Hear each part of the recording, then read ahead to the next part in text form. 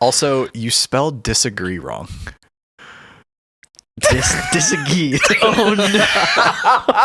Oh my gosh! I was trying to fit it on the thing. I shouldn't have said anything, and then Just let you raise it up. disagree.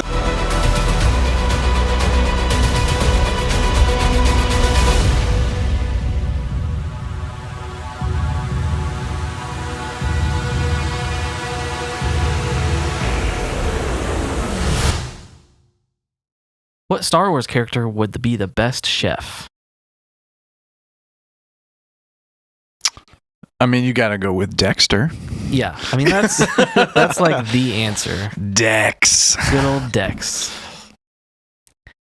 He just seems like the Gordon Ramsay The Gordon Ramsay. of Star Wars. Like, he's professional. And like mean about it. He works in a diner, though. So? He has Actually, a side business, too. He has lived quite a life. So apparently, let's do a deep dive on Dex. So they've brought him back in like the High Republic era. So they've made him like really, really old Okay. by the time of like when we see him in the prequels. And he's been like, I mean, he kind of hints about this in his conversation with Obi-Wan. Yeah. Where he's like, yeah, I used to prospect on Subterrell or whatever. And apparently he's done like tons of other things in his life too. So he's just like one of those guys. And like, I guess he just found his calling as a diner chef. Didn't go to school for it. I mean, just there. Maybe he did. He started in the back. Yeah. Washing dishes. Yeah. But you know he's making good grub. Oh yeah. Yeah, for sure. Yeah. Yeah, so I asked ChatGPT this question. Okay. And I said, give me 10 answers. Like, don't just give me like one random one. Like, give me 10 answers. And it was really interesting what it came up with. Yeah, it's going to come up with way better stuff than we did. Yeah. So, I mean, maybe I should say what I said first. Yes, go. I was going to say R2-D2 just because he's got so many tools. Yeah. True. He could probably like whip up some like Yes. crazy like pad thai or something like that. In like 5 seconds. Yeah. Yeah, that'd be... He's got the flame torches on. Yeah, like he's got every tool that everything. he needs. So that was going to be my answer. Yeah. But I'm sure I'll change my answer once I hear. Yeah. Did you have anything other than Dex? Yoda. That's one of them. I just feel like, you're on a mission with him as his, like, a Padawan or something, and he's got some snacks, and they're good snacks. Like in his little pouch? Yeah. Or he's on Dagobah with Luke, and like, Luke's beefy now. At the end of that movie, it's been feeding him High protein meals on Dagobah. Okay, so number 1 they came up with is Darth Maul. With his precision and mastery of dual blades, he could be a sushi chef extraordinaire. Okay. Slicing sashimi with flair and speed. I could see it. I could see it. Yeah. Number 2 is Yoda. As wise and creative cook, Yoda would excel in crafting healthy, balanced meals, though his Dagobah stew might be an acquired taste. I knew it. Yeah. I mean, in that scene where he has it on his stove. Yeah. And Luke's like going over and like, oh, like didn't smell good. So I don't know. Probably not a ton of great protein choices on Dagobah. Number 3 is Obi-Wan Kenobi. Known for his calm demeanor, Obi-Wan could be a meticulous baker. And then they put in quotes, "These are the buns you're looking for." Buns? I don't know why it shows buns. A little risque there, but getting weird, ChatGPT. Number 4 is Rey. Her experience scavenging on Jakku would make her great at working with limited ingredients, turning scraps into gourmet dishes. Okay. That's a good one. Yeah. That's a good answer. I like that. Number 5, R2-D2. Aha. With all his gadgets, R2 could easily become the ultimate sous chef, prepping, mixing, and cooking with precision. So he might be a great, like, secondary person in the kitchen. Yeah. That sous chef. Like does all the actual whole, like, preparing and everything. Yeah. Number 6, Han Solo. He'd make a great grill master, throwing together casual, hearty meals that pack a punch, but don't expect anything fancy. Yeah. I could see just like your good old like steakhouse. Yeah. Yeah. Just knows how to make like a good hearty meal. Oh, yeah. Good beef stew. Yeah, beef stew. Leia Organa. Oh, yeah. Leia would bring elegance and structure to the kitchen, mastering diplomatic cuisines to suit any culture's palate. Okay. I like it. Yeah. Number 8, Chewbacca. Oh, no. Chewie could specialize in hearty, rustic dishes, perfect for feeding a crowd after a long day of battling the Empire. Oh, yeah. But he would have to... Can you imagine the hands of hair You'd have to all wear in that food? an entire bodysuit of a hairnet. Or rubber gloves that just like go up to your shoulders. Like he's just... Yeah. Oh, my. That would be disgusting. Yeah. Yeah.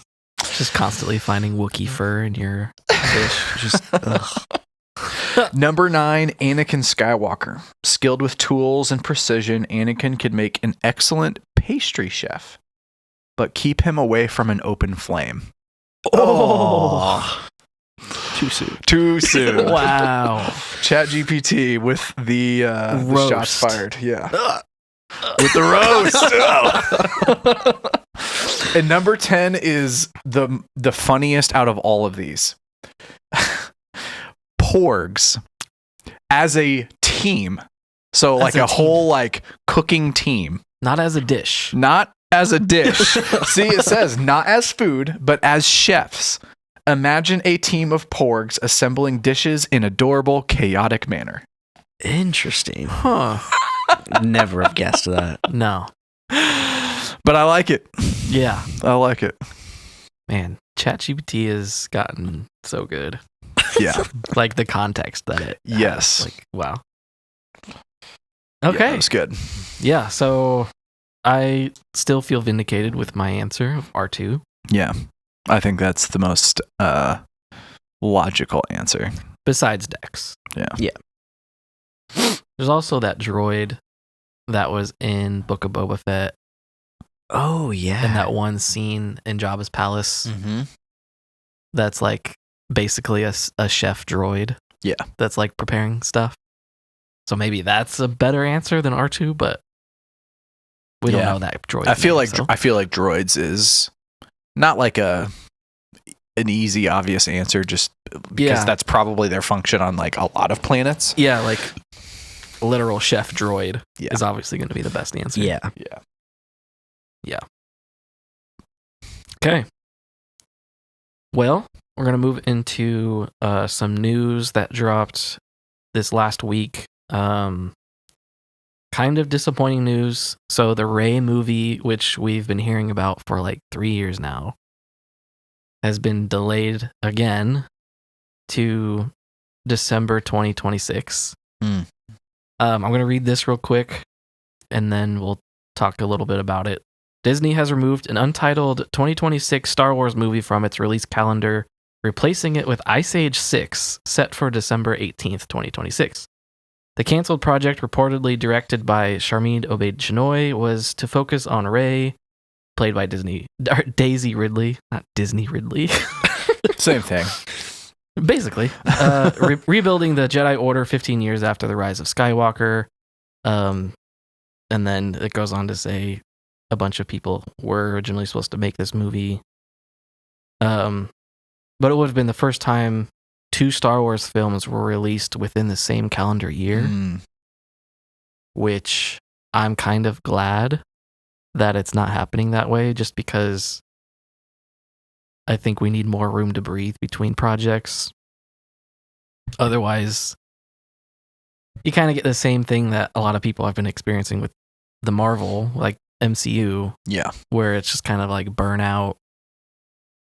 Movies in the theater are expensive. Like some people only choose like 1 or 2 movies to go to the theater with, because it's like supposed to be kind of like an event thing. You go with people. Yeah.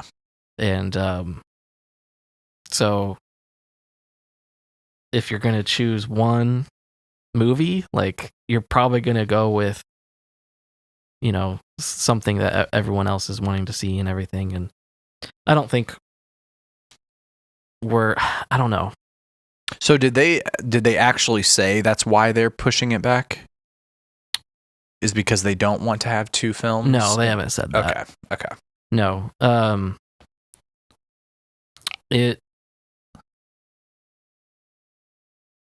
It's mostly just people, like, it's something that has happened since the Solo movie came out. I was going to say, like, we've talked about this many times. Yeah.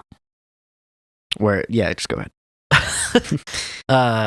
Where it came out 5 months after The Last Jedi came out. Mm-hmm. And obviously The Last Jedi was a very polarizing movie. Yeah. And so then to have another Star Wars movie that nobody really asked for, is about a character that people didn't really want a backstory for. Mm-hmm. And they had like 0 marketing for it. And that was only 5 months after the last movie had come out. So that kind of counts in this. Yeah. Of just being it being too close together. But they kind of, I don't know if they specifically said this, but they basically made it clear that they learned from that and they haven't done it since. But obviously we've only had 1 movie since then. So yeah, not really. They went to the whole other side of the spectrum. Yeah, they kind of overcorrected there. But you have a note in here that says it was supposed to begin filming. Yeah, so this would be the second time that they've delayed part of the production of this movie, which is not good. Yeah.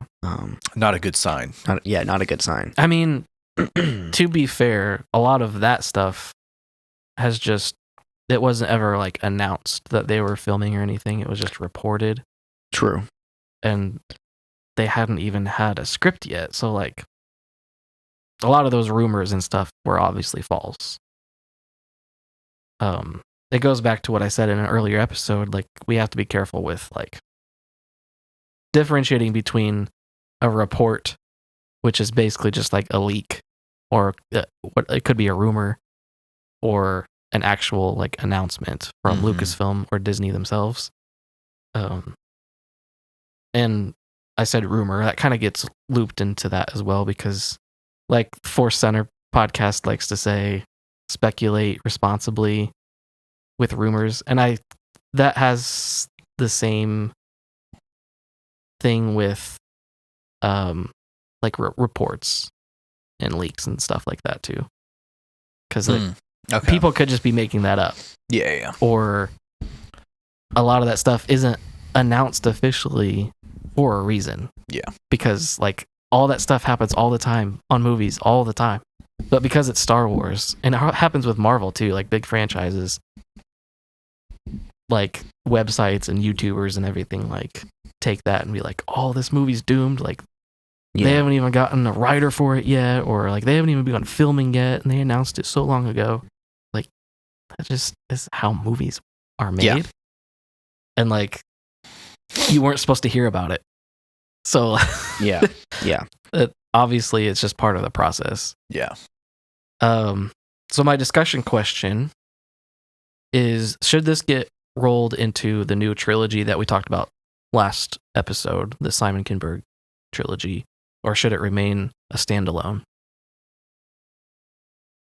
I think you would want to then ask another question.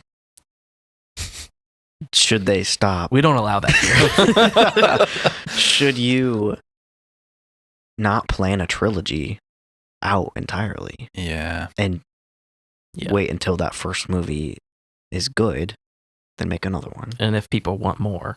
Yeah.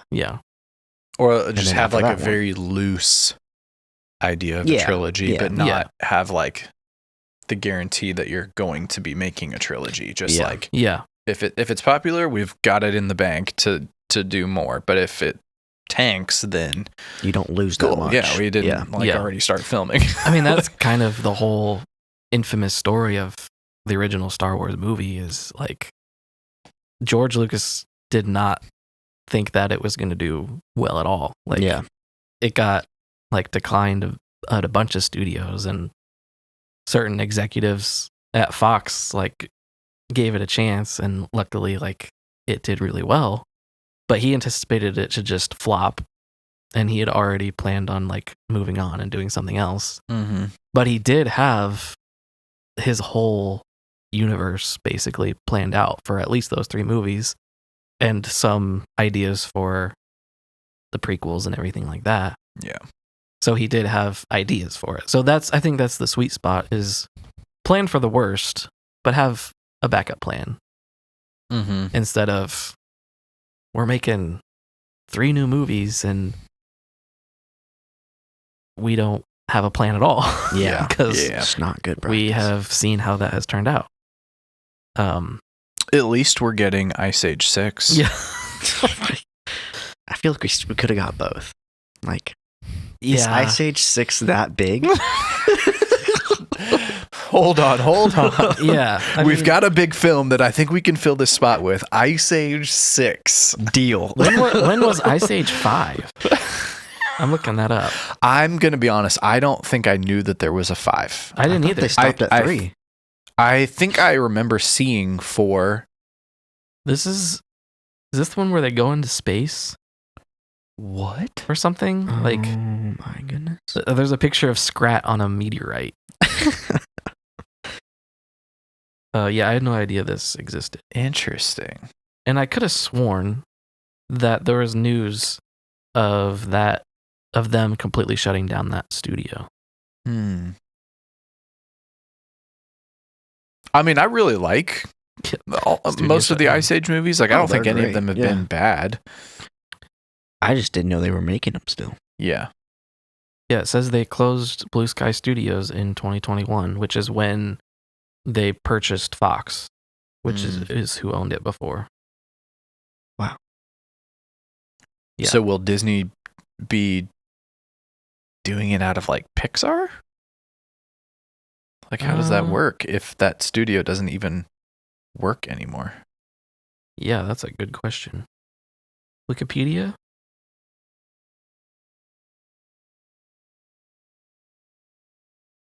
It's 20th Century Animation. Isn't that just Fox?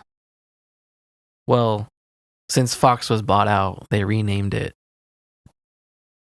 to 20th Century, which is what it was, like 20th Century Fox, but they got rid of the Fox thing, I think. But they have an animation studio. Apparently. I was kind of expecting to see like 20th Century What are Studios. other movies they've done? Diary of a Wimpy Kid? I think Blue Sky was, or is that what it's called? Yep.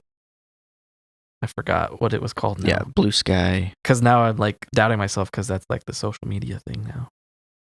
Blue Sky Studios, okay. Maybe they were just like a subsidiary, and that all of these, because this lists Ice Age as part of this. Anastasia. Okay. Where does it sit? Rio, Robots, Where's his Simpsons. predecessors underneath the column on the right? See Blue Sky Studios. Oh yeah, see. So I guess they're just counting this. Okay. Because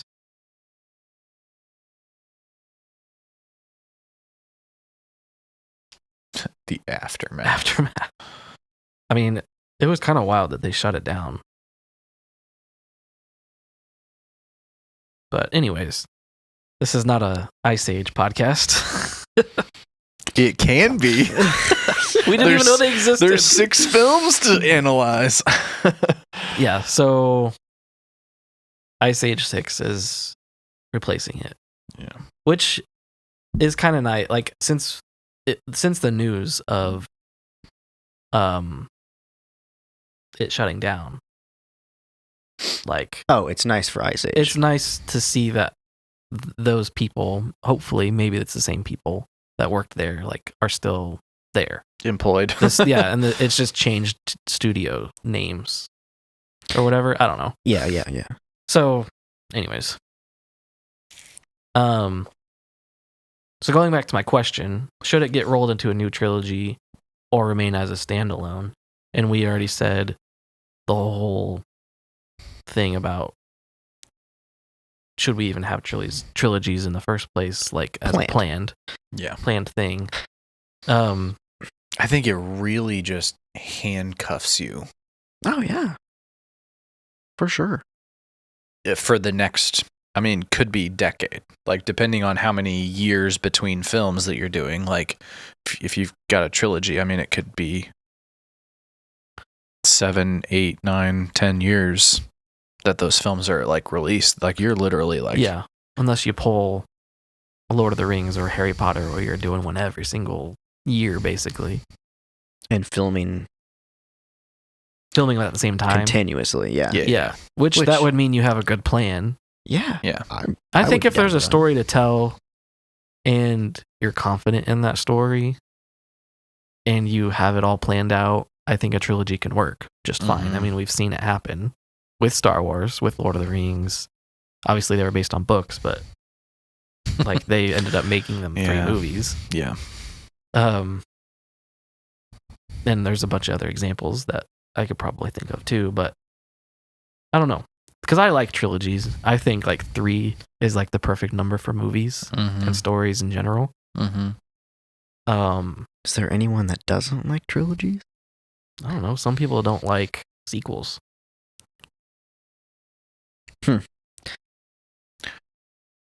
Somebody I know has a theory that nothing post like 2000 has been like nothing's original.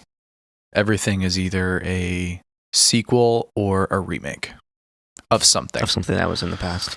Of course there's like, you do have examples of like single films or single shows that are like original written stories.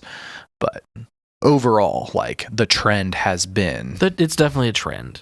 So it's tough, I think, for like media because that's the trend of the market or the trend of the industry is to do remakes or do sequels. And so you're kind of expected nowadays to like, and especially in Star Wars where like that's a thing, is like a trilogy. That's like a thing for their franchise. Yeah. So the fans have kind of like desired that from folks that are making these films. Yeah. I agree and disagree with that whole argument though.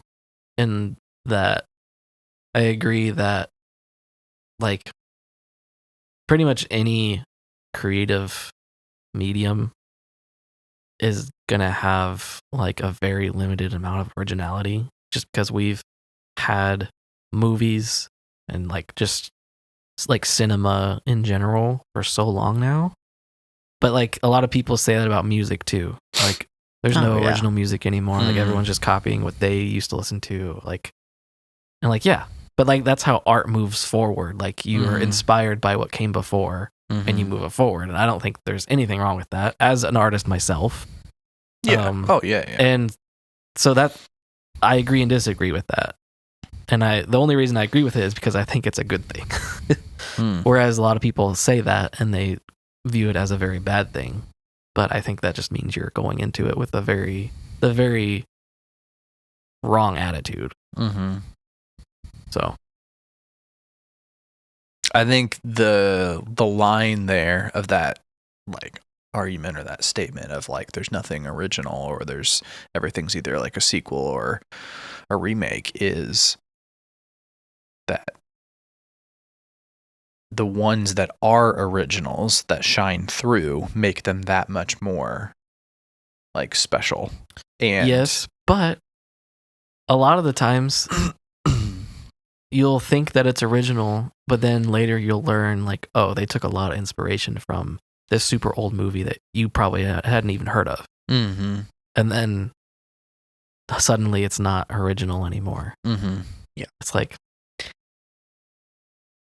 or maybe it's like very similar to something that you had never heard of before, and then it's suddenly not original. Yeah. It's just like that you can't win there. Yeah. And I just think you have to accept it. Like, we are so far away from the original movie, like, boom of like when movies were invented. Mm-hmm. Where like, especially like the 70s and 80s, Mm-hmm. where like people were really pushing forward, like Star Wars. Mm-hmm. Like, yeah, people are gonna use all of that stuff as inspiration. And I use the same argument with music. Like, Mm-hmm. no artist is gonna make something original because they're always gonna have, like, you're a music fan if you make music. You're hopefully a movie fan if you make movies. Yeah. Unless you're Millie Bobby Brown for some reason, who hates movies. That blew my mind. Yeah, that's crazy. But I think you can make the same argument for like physical art too. Yeah. You know, like physical art.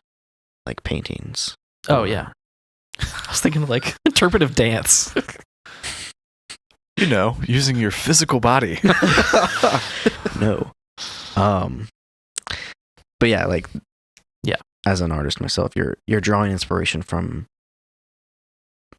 the people who did it before, and yeah, you know, yeah. practicing their techniques, Yeah. and their creative styles, and yeah. I mean, even like old artists from like long time Renaissance ago. era Yeah. or whatever, like they had inspirations too. Yeah. Yeah.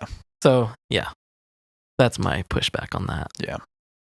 But it's an interesting discussion, that's for sure. Yeah, I somewhat agree with his perspective on the remake part. There are a lot films coming out that are remakes of Definitely. old films. Yeah. Yeah. Like, did you see they're remaking How to Train Your Dragon? Yeah.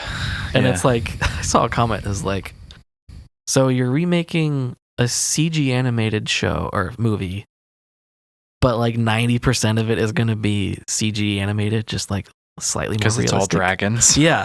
All dragon, like giant sets and like, Yeah. yeah, like I'm sure it'll be good because that's a good movie, but Yeah. why does it need to exist? Yeah, it's a weird Yeah. one for sure. Yep. Yeah. Like I kind of more understand when they, like, The Lion King is the big one that a lot of people bring up. Like, why did you need to remake that? Mm-hmm. Like, that was a perfect movie. But obviously they would say like, oh, well, we're trying to just bring in a new generation. Like, that's an old movie with like old animation style. And it makes it more like realistic looking and gets new kids engaged in it. Yeah. But with this, with How to Train Your Dragon is already a 3D animated thing Mm-hmm. that's like it still looks so good. Masterpiece. Yeah. Such a great movie. And they're making it just like live action to look, maybe they're just trying to capitalize on the kids that are like older now with it. I don't know. Just like really weird. Weird choice. I mean, the trend is like the live action stuff right now. Like Yeah. they're taking a lot of animated stuff and going live action. So Yeah, but that one was just weird because It was done, what, 10 years ago? Not even? When did the first one come out? 2000, I'm going to say 2011. 2010. Oh, Dang. that's close. Okay, so almost 15. Yeah. But it was already 3D animated. Yeah, and looks great. Yeah. Yeah. So the gap is just not that far.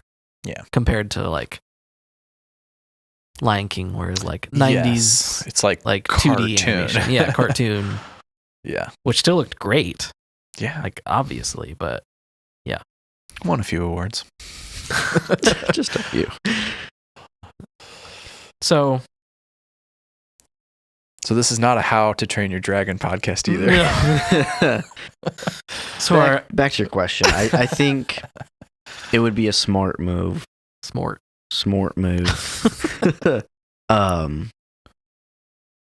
To loop it into a trilogy for Rey and that storyline, but not plan it as a trilogy. Yeah. Just have it in the back pocket. Yeah, have the outline of the trilogy. Because you don't lose anything with an outline. Actually helps the first movie do better if you have somewhat of an end goal in mind. Mm-hmm. If there's story after that movie, that is. Yeah. But what I don't want them to do is, if they make this a trilogy, I mean, if they combine these two ideas, which was my main question, like, should this movie be that trilogy that we talked about last week? Or should they be separate? I think they should be separate. Okay. But for that, well, no. I don't want them to, like, I hate when trilogies, or just series in general of movies, not TV shows necessarily, when they like have a movie, even if it's part of a trilogy, and they like kind of like handicap the ending as like it doesn't feel satisfying. Like you have to watch the second one in order to like feel like it's moving forward. You're saying you hate when that happens? Yeah, like I want a movie to stand on its own. But also be part of... Yeah, like you could tease story. a little things here and there. But like it needs to feel satisfying at the end. And like have like a natural conclusion. Yeah. So like the original trilogy did that perfectly, I think. Yeah. Each film kind of had like a huge scene that was like conclusion. Yeah. And like I think the only one that had something that kind of like teased what was to come was Empire Strikes Back, where like Han was captured. Yeah. And like that was never resolved, but everything else was, for the most part. I mean, you got a big bombshell with Vader, but yeah. I don't know. I don't think that's necessarily a Star Wars problem. Well, no, because then you could make the argument for Lord of the Rings, where since they made them so close together or at the same time, none of those can stand by themselves, technically. Because the ending is right at the beginning of the next movie. Ooh. I still hit a nerve. I still think they. I still think that they can stand on their own with what. I mean, you do still have like a scene at the end of each of those movies where it like it foreshadows but doesn't leave you completely like unaware of like what just happened. Do you ever just watch one of them? Yeah. I used to all the time. Yeah. I think we both did. Yeah. I used to watch Fellowship by itself all the time. Yeah. Wow. Okay. But I do get what you're saying. And if a modern movie did that, because that Lord of the Rings kind of gets more of a pass because it is based on books, and the books are like classics. And even though they kind of split them in the wrong places sometimes. Why don't like Star Wars directors write movies based on like Star Wars books? There's 1,000 of them out there. Yep. And they're well written and have great plots and like cool characters and different planets, and like you've got an endless supply of stories. Yeah. Yeah, so the original argument for that, there's a famous quote that gets misquoted all the time from Kathleen Kennedy, where she basically says, this was around the time when like Star Wars or Lucasfilm was just bought out by Disney, and like they were talking about their next steps.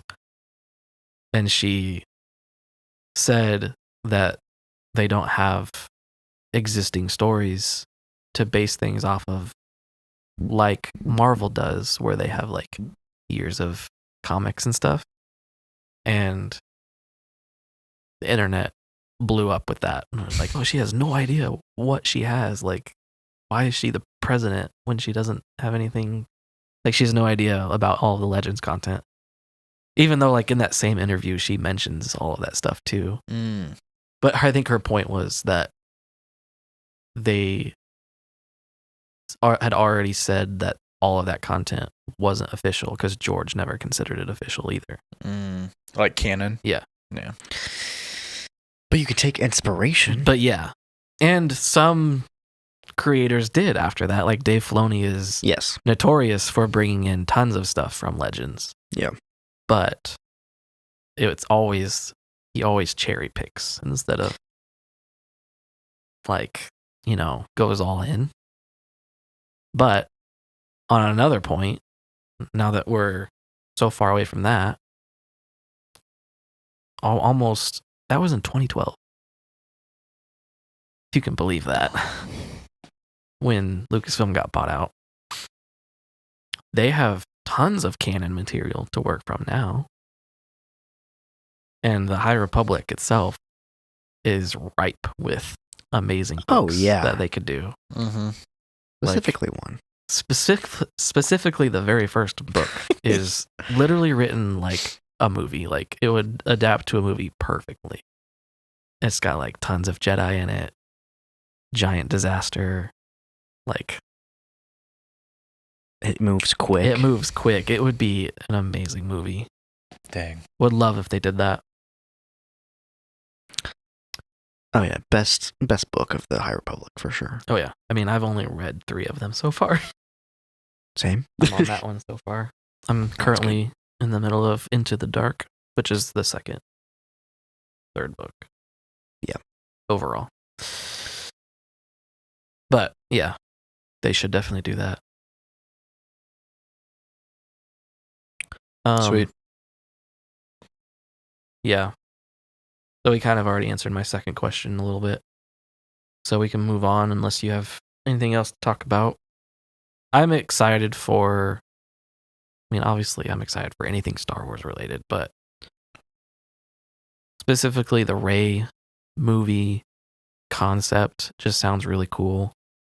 Like, no matter what you think about Rey, the character, and how she got to where she was, the concept of she basically would be doing what Luke originally did in Legends content, where like he restarts the Jedi Order, makes his own Jedi Academy, and like goes around and finds new Jedi to train.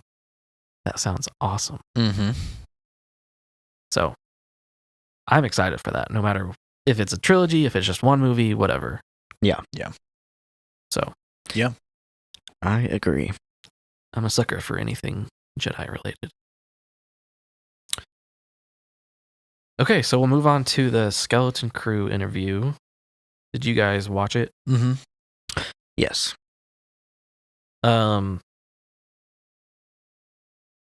So I don't remember keeping this long of a thing, but I guess I'll read it. Speaking in an exclusive interview with Screen Rant, Skeleton Crew's creators John Watts and Chris Ford gave some small hints about Aten, the new world that Skeleton Crew's kids all call home, with this new planet being referenced as having once been the crown jewel of the Old Republic. Both Watt and Ford teased that what viewers can expect from this seemingly innocuous planet. Chris Ford says, "That's what's fun about it. The kids grew up there. It's peaceful. It's nice. And they don't like that because they're bored. But if you're in Tatooine or you're in the middle of a battle, you would love to go to this planet. So it's about that difference in perspective. We know that's the theme of Star Wars. If you look at that from a certain point of view, what's the actual value there?" John Watts says, "There's definitely more to the planet than meets the eye, but we don't want to say too much." So, Old Republic, crown jewel of the Old Republic. Yeah, sounds awesome. So it's a new planet. It's not mentioned anywhere before this. So it's not like a callback to anything related to the games or comics or whatever. But in another interview, they said that the planet is hard to find, and like no one outside of the planet knows about it. Yeah, that sounds a little suspicious. Whoops. Oh, that was your phone. No. It sounds great for writing. Yes. Like you basically like write a blank check to your fans of like, get ready because this just is untapped with like cool stuff. check. A blank check. Yeah. Blank check of expectation. I mean, you have expectation, but you don't know what to expect. It's more like low expectation, really. Yeah. Because you don't know what to expect. Yeah. Not like if it was a planet from the Old Republic, then that would make it worse, probably. Yes. Yeah. As far as expectations go. It might draw people away from it, too. Draw a lot of people to it, as in, like, viewers for the movie. Yeah. Or show. But if they don't get it exactly right. Yeah. Yes. Yeah. And they've already tried to do that before. Yeah. Tython. Just looks like California. Yep. But I think it's interesting because it looks like they said, it's a very nice place. Maybe a little too nice? Yeah. I wrote down my theory. I don't know if you guys read it. Yeah. It's not just my theory. Other people have this theory as well. But like, what if it's like an experiment of some like organization like the First Order or the Empire or something? Or if it's Old Republic, maybe the Sith. Mm-hmm. And like, these people have been trapped on this planet for generations, and it's been so long that they don't know. Kind of like Silo. That's so cool. That would be sick. Have you watched that yet? No, not yet. We're almost through Mankind.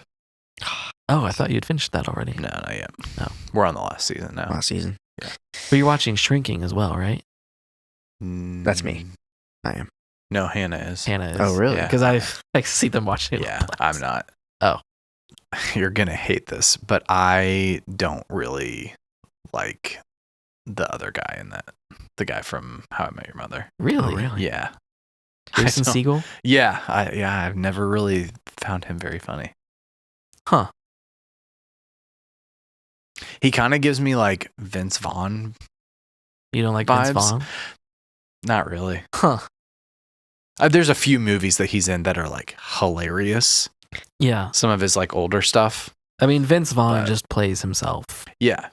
And I feel like Jason Segel he does that too. I can see that. Yeah. But Jason Segel isn't in a lot of stuff, whereas Vince Vaughn is in probably too much stuff.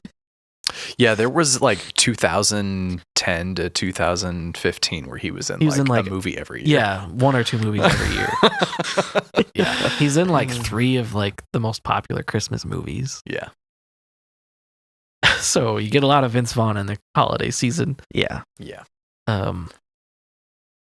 Yeah. I mean, I don't know. Did you like give it a chance? No, she was watching it on like days that I wasn't. I feel like you would like it. Yeah, like Harrison Ford. So yeah, I mean that alone is worth seeing. Yeah. Just him playing, because he's also just playing himself. Yeah, just a grumpy old man. Yeah, it's hilarious. It is pretty funny. Yeah, I've sat on the couch and like watched like 20 minutes of an episode that she was watching, and it looked good. Yeah. Yeah. Yeah. So how do we get on that? There's a lot of characters in that show from Scrubs. The janitor is in that show. I've only seen a couple episodes of Scrubs. Oh man. Yeah, it's on my list to go through. It's a great show. Yeah. And then but I would recognize pretty much everyone from it. The girl that's in that show, which dang, I don't know. No, the girl. I don't even know any of the girl. characters' names, so yeah, I don't really remember them. She this is gonna sound really mean, but like she looks like she has like a lot of work done on her face. Okay. The older lady. Possibly. Blonde hair? Yeah. You know, like dirty blonde? Yeah. Yeah. She's married to like the older guy. Yep. And they have the son that's living with them still as an adult or something. I don't know. Yes. I think so. I don't know. It's been a while since I've watched it, but Yeah. Anyways, she's in Scrubs. She's okay. one of the girls in there. Yeah. Anyways. How do we get on that? I don't know. I'm trying to retrace the steps here. I don't know. You were on your theory. Oh, the silo theory. Oh, yes. Uh, Okay, yeah. That's a cool theory. where it's like just been generations and they have just known this one planet and they have no idea about like anything outside Just of their planet a because apparently it's hard to slow find. Generational mind wipe. Yeah. Basically. Yeah. That's Something cool. like that. That would be cool. Because we know there's like temples of some kind. Because in the trailer, Yeah. they find that, and that's where they find the ship. Right. So, I think that And would be crazy. did I read somewhere that the ship has something to do with the Jedi? One of the kids believes that it was a Jedi temple and that the ship belongs to the Jedi, Oh, okay. but we don't know if that's true or not. He just seems like he really wants it to be true, but it could be the Sith. Mm-hmm. Oh, snap. Yeah. Because, I mean, the Sith haven't been, besides Palpatine and Vader, like, people didn't even really know what Sith were in the galaxy when they were around either because, you know, they were in hiding for so long. A lot of people just think that they're Jedi. People with lightsabers. And if it's a kid who has only, like, heard about Jedi, and then they see, like, a temple that looks Jedi-ish, like, And maybe this it's show Sith. takes place. It takes place during Like the Mandalorian. Okay. It's like in the same universe. So it'd be after episode 6. Yeah. So, and if they don't know of outside related things, then yeah, it could definitely be yeah, Sith. like because we see a scene of him like looking at a hologram of a Jedi or something like that. Of it, like him like learning about like the heroes that the Jedi were and stuff. Yeah. But that's all he knows. They have no outside contact at all. Which Yeah. seems weird in that like age and galaxy that like The Empire has its reach on everywhere in the that galaxy. there's no transportation off planet. Or none allowed. Yeah, like maybe that's part of the experiment. Like maybe there's like some kind of martial law that has always been in effect. Maybe it's like run by droids or something. Because it looks very like utopian. Yeah. With that Ithorian walking his dog that we saw in the trailer. Yeah. I loved that. In the suburbs. yeah. Yeah. Like Would that be suburbs. dystopian? Dystopian, sorry. Yeah. Yeah. Yeah. I'm going to one up or just add something to your theory. What up? What a jerk. Can't let me have anything. No, I'm going to add something. What if it's kind of like the Bermuda Triangle type of thing in the galaxy where Yeah. things go I mean, there we've seen that. and it just disappears. Mm-hmm. Disappears. Disappears. There's no I contact. wasn't thinking of that part of Yeah. the Bermuda Triangle, but okay. Where does it go? It's for the writers to decide. The world between worlds? Yeah. Oh no, please no. Yeah. I But was yeah, thinking, like ships usually are not found after they enter that area in the water. yeah, they disappear. Yeah, so it'd be kind of Allegedly. like that kind of thing where Yeah. they go to that planet. But we've seen many planets that are hard to get to. That's always, not always, but like it's been a plot point in a few stories. Like the Solo movie Yeah, has that. Camino. Camino, sort of. It's like hidden, removed from. Removed from, there's a few in Yeah. the Clone Wars. Is some of the or maybe not Clone Wars. in Rebels, Yes, Zeb's Yes. Homeworld. Yes, that's what I'm thinking of. Or the world that they went back to. Yeah. With his people. Yeah. It was like, so they had to do some kind of weird maneuvering that I think it ended up being not in another galaxy, but it was like in the unknown regions. I think it was even past that. Yeah. Isn't it like wild space past that? Oh, yeah. I guess like another galaxy could be right next to that one. The Star Wars galaxy. Which would be wild space. Well, that's another... Well, no. That's where Star Trek. Yeah. And then the Milky Way is on the other side. Yeah. Yeah, that's another stupid theory people have. Really? Yeah. Since it looks so Earth-like. Like it's just Earth in the future and in our galaxy. It's just a different galaxy. I would hate that. There's no way they would do that. No chance. What if? They need a Star Wars what if.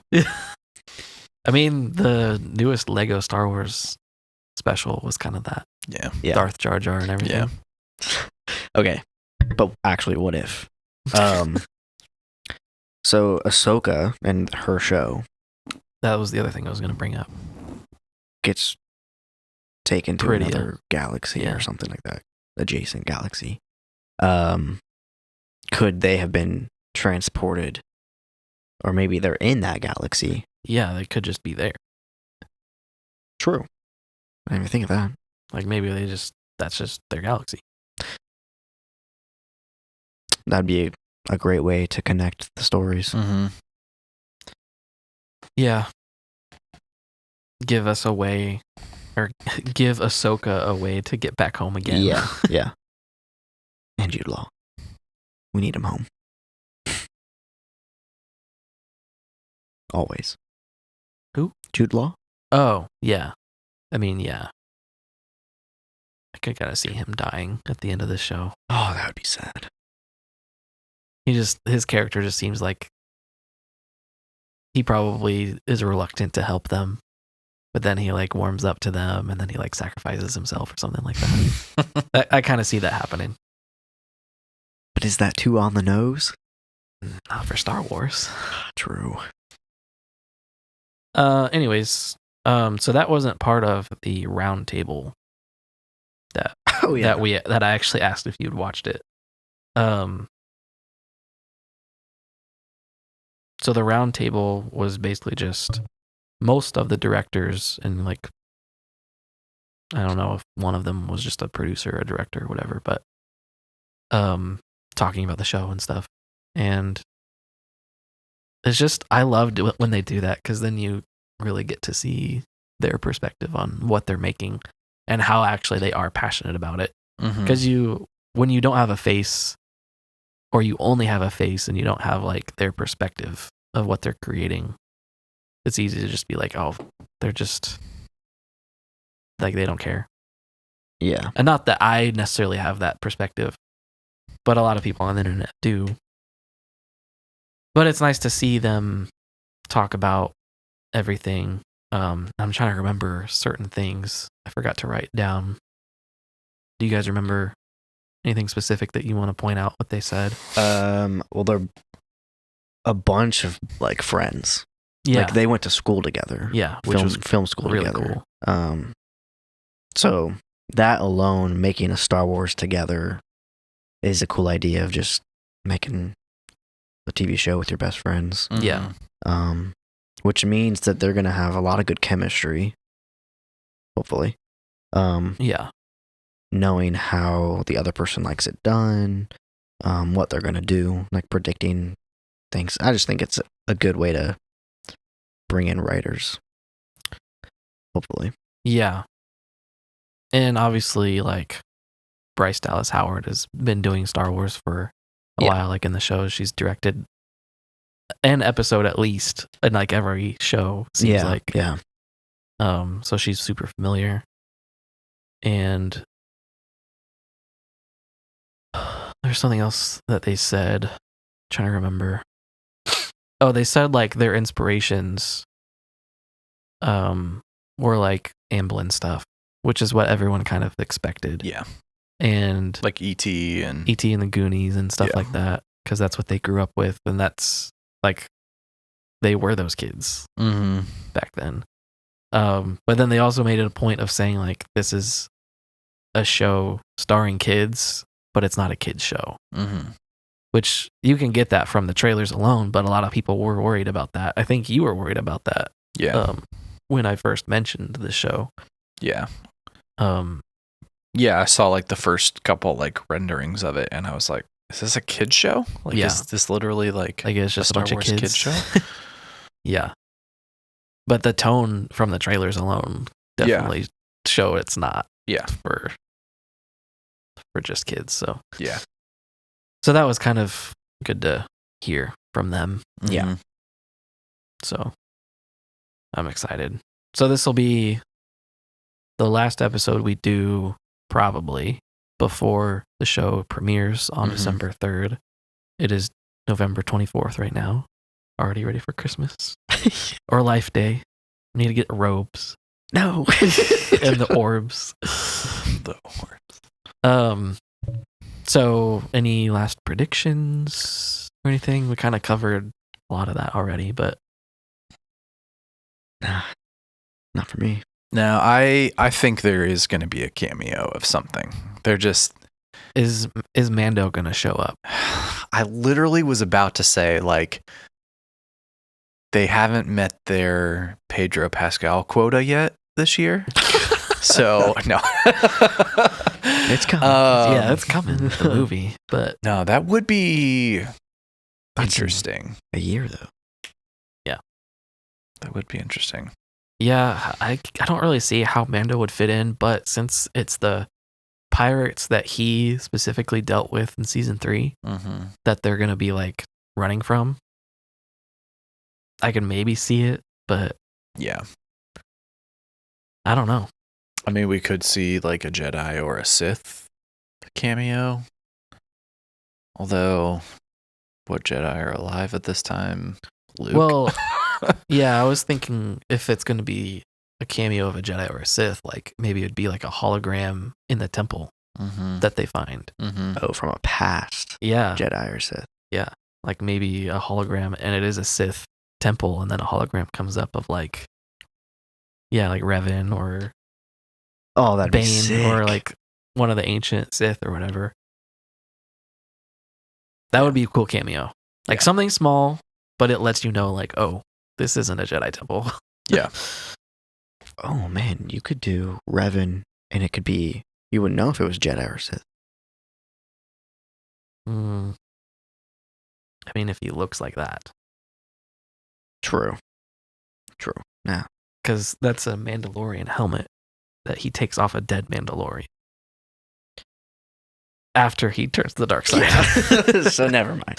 So if he looks like that, he's going to be a Sith probably. Yeah, okay, never mind. Dang. Yeah. That'd be cool though. Yeah. Unless he like is just a normal person and he says, I'm Revan.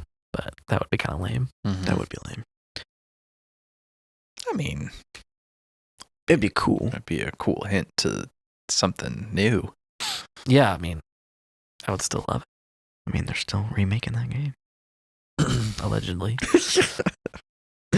Anything else? No. I think a Mando cameo is the most likely.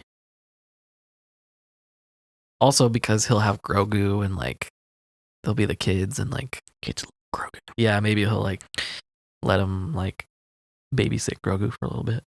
I don't know. I kind of hope that doesn't happen. Grogu saves them from something. Yeah. I hope he doesn't, because I don't want him to be cameos in anything else anymore after Book of Boba. Yeah. But I won't be terribly mad if it happened. I mean, you still have Luke, Ezra. I mean, if they're in Ahsoka's galaxy where she is, she could show up. Yeah. I mean, there's those three alone. It's just like that would go far from cameo to like main character. Oh yeah, definitely. If that was the case. Unless they treated it exactly like they did for season 2 of Mando with Luke. Where it's literally just one scene. Yeah. Yeah. and takes one of the kids captive for his temple. Give me this child. You must choose the shirt. or the saber. That was good. Anyways. That also happened in Book of Boba. Boba got shafted. I'm going to say it every time. Anyways. Next thing is Star Wars Visions.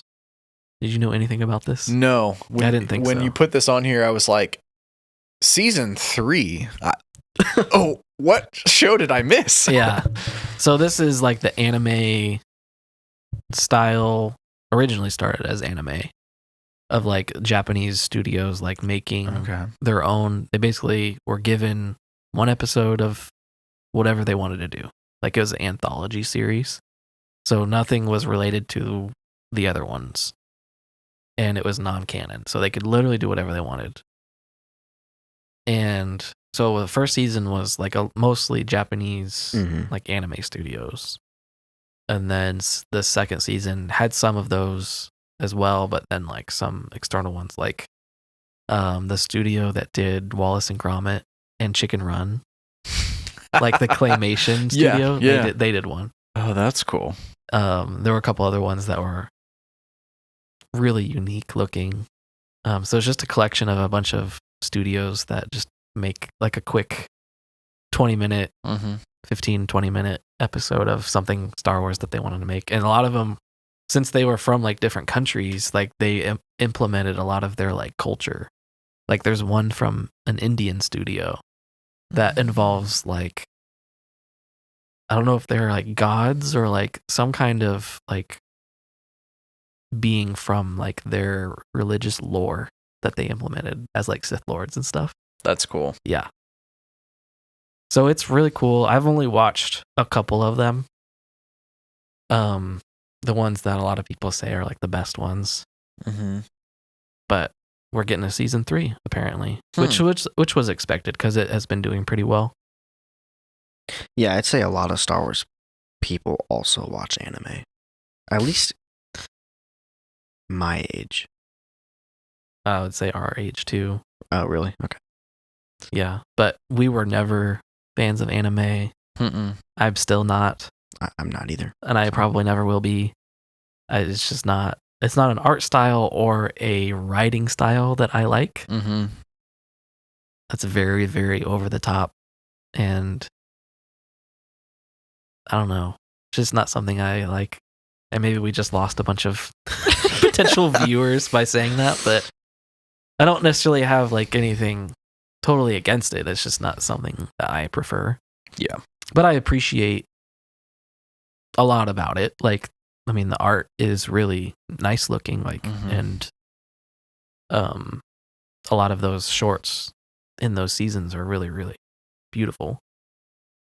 Yeah, the overlap into like the Star Wars depictions seems cool. Yeah. Yeah. Anime fits Star Wars really well. Right. Just because it's like, you know, powers and like over the top dialogue and stuff. It fits pretty well. So, yeah. So that's a thing that's happening. The next thing I wanted to bring up here is just a little fun thing. Our stocky boy, Mythosaur, before all we had seen of him was that one shot in season 3 of Mando of basically just its face. Yeah. And I kind of just expected it to be long, like more longer, like dragon like. Yeah. Or like, I don't know. Since it was underwater, like maybe more aquatic looking. You thinking more like serpent type of like huge More like snake? like the crate dragon. Okay. Which is very serpent like. Yeah. Did you see that in Outlaws? No. Oh. Wait, maybe. I don't think so. On Tatooine? I only went to Tatooine once. I did not keep my... There were so many cool Easter eggs on Tatooine in that game. That was like my favorite part of the game. I did not have good relations with the Hutts. They were the only faction that I had poor in. Everybody else I either had good or excellent. Well, good thing our next topic is your update on Outlaws, but that's just what I thought that the Mythosaur was going to look like, was more like aquatic. But then, like, that ancient Mandalorians used to ride them into battle and stuff. Yeah, so this makes sense. This makes perfect sense. And it's like, it's like a crocodile, and they're aquatic, so it's like not that big of a stretch. But yeah, very true. I think it looks really cool. Mm-hmm. It's just so cool that like they brought this back in general, because it was originally like just like the symbol of the Mandalorians on Boba Fett's arm. Yeah, and that's all we had of like Mandalorian like lore originally, and then it's just like grown and grown. So I think it's cool. Yeah. But anyways, so they just revealed it. They haven't said that this is going to be... So they revealed it in like the Star Wars databank website, which is like their official databank or whatever. So a lot of people theorize that means we're never going to see it again. Otherwise, they would have like waited until we saw it on screen, and then they would have posted it. That's what they usually do. So that's a little disappointing if that's true. But that could have been a mistake. Or I don't know. Maybe we'll see it in the movie. Could that mean the movie has nothing to do with season 3? I kind of have always suspected that's the case since we heard the title of the movie. True.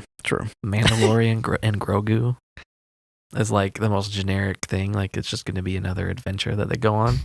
Not going to have anything to do with like the Mandalorian people, I don't think.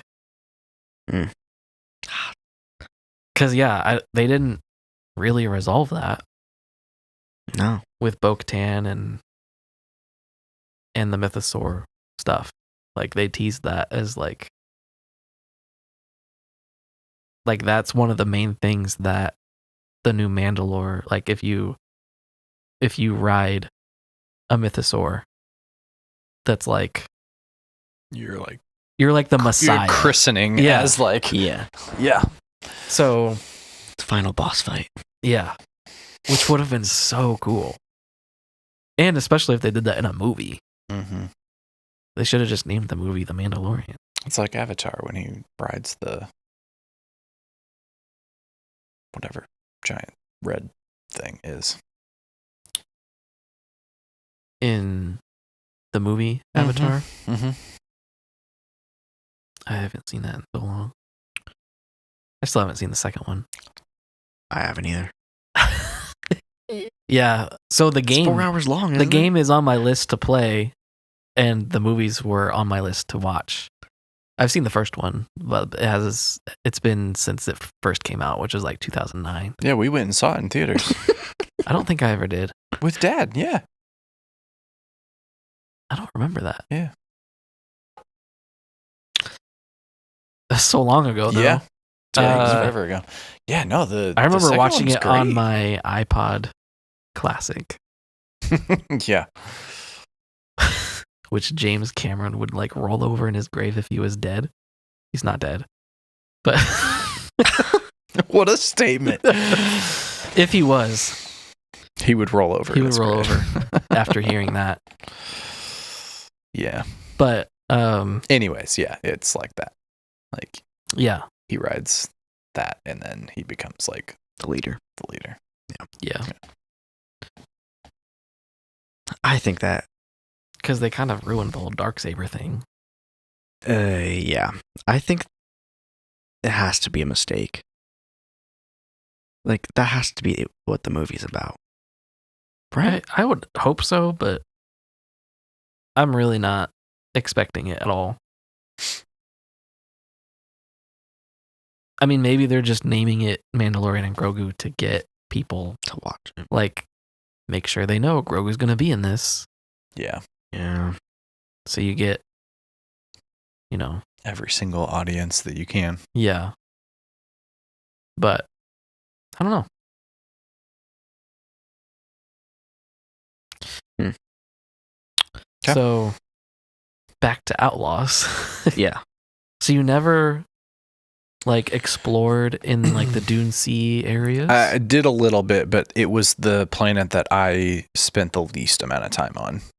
Wow. And it was because when I went there for the forced part of the campaign, the story, to get that guy, I had poor prestige. What's the reputation? Prestige.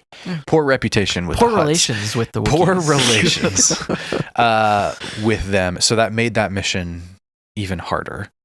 And then I never went back because there wasn't any side missions that I didn't do that made me go back there. Yeah. But I kept going back to Kajimi and Kiva and the other planets many times. Well, okay. What's your favorite planet of the, 4 planets? Well, to be clear, you finished it. Yeah. Just so the audience knows. Oh, yeah. Yes. You finished the main story. Yeah. Before I answer your question, let me give you my thoughts of the game in general. Yeah. I think this is a bold statement. I think it is one of the best Star Wars games. Oh, story-wise. we're definitely going to lose viewers after that. Story. Wow. I don't think it beats out Battlefront of just the Gameplay. the funness of the gameplay, but story of it, it just was a really, really good story. I didn't think it had any plot holes or stuff that I was rolling my eyes of oh, this is dumb or this is a waste. It was just cool to pick up different members of your team, but help them, but you don't trust them until the very end, and then the one person you thought you could trust ends up turning on you, and it was just a really cool story. That's so interesting. That's why I like having you on this podcast, because you don't pay attention to any, well, for the most part, except for TikTok, I guess, any of the insider fan people or gamers, which just always complain about everything. Oh, So Outlaws did not do well. really? Yeah. Dang. And most of it is because people just didn't play it. A lot of people just see Ubisoft and just immediately assume it's bad for some reason, even though they honestly make really good games. Yeah, it was good. There were a few things about the general gameplay that I thought were a little bit clunky, and annoying. I agree. The stealth seemed kind of mediocre. Yeah. Who I'm really bad at remembering things like this. Who are the creators of Assassin's Creed? Ubisoft. It is? Yeah, I'm not that studio though. Oh, okay. Yeah, for a lot of the gameplay, I was okay, this kind of feels a little bit like Assassin's Creed, but just in the Star Wars universe. Hiding in the tall grass and everything. But the stealth kills and things like that, and the animations, I was that doesn't feel like Assassin's Creed, and it just was you would go up to try and stealth knock out somebody or stuff, and she would take 4 seconds, stand all the way up, and I'm hurry up and kill the person so I can hide again. Take forever to swing. Yes. And just knocking them out just takes the least amount of effort. Yeah. The realism there was kind of a little goofy. Yeah. You just knock them on the side of the head and you're out. Even though it's a stormtrooper with a helmet on. Yeah. I have that same gripe because it's the studio that did The Division, right? Mm-hmm. That's my same gripe with the Division games. Is it's slow. Everything that you do is slow. Yeah. But I would agree with his story. Like it's Yeah, the Story story was was great. top notch. It was just really good. And I But- think a lot of people who claimed that it was a bad game just didn't play it, or they didn't get past the like tutorial or something, because it does start slow a little bit, but yeah, it really picks up. yeah. That first like chapter of like your tasks and what you're doing, you're kind of just like learning the basics of like you as the character using nicks and like figuring out like your next like thing in the world, and then it really picks up, and then there's a little twist in the middle, and like Which I was not expecting. Yeah. I mean, I guess we can discuss spoilers as long as people know we're discussing spoilers. Didn't you guys say I would run into Lando? Mm. Yeah. Never did. Maybe Is that that's a on side Tatooine? mission. No, It's on Akiva. it's on Akiva, but I guess it wasn't required. Maybe it was a side mission. Did you ever? Now, here's maybe why I didn't. I didn't do all of the high roller with Sabak. He was a high roller, Maybe that's why I didn't. I haven't done but it you either, do though. a whole mission for him Yeah. that wasn't related to Bazak. Or Bazak. Sabak. wrong game. That's the game that's in Oh. KOTOR games. It's similar, sort of.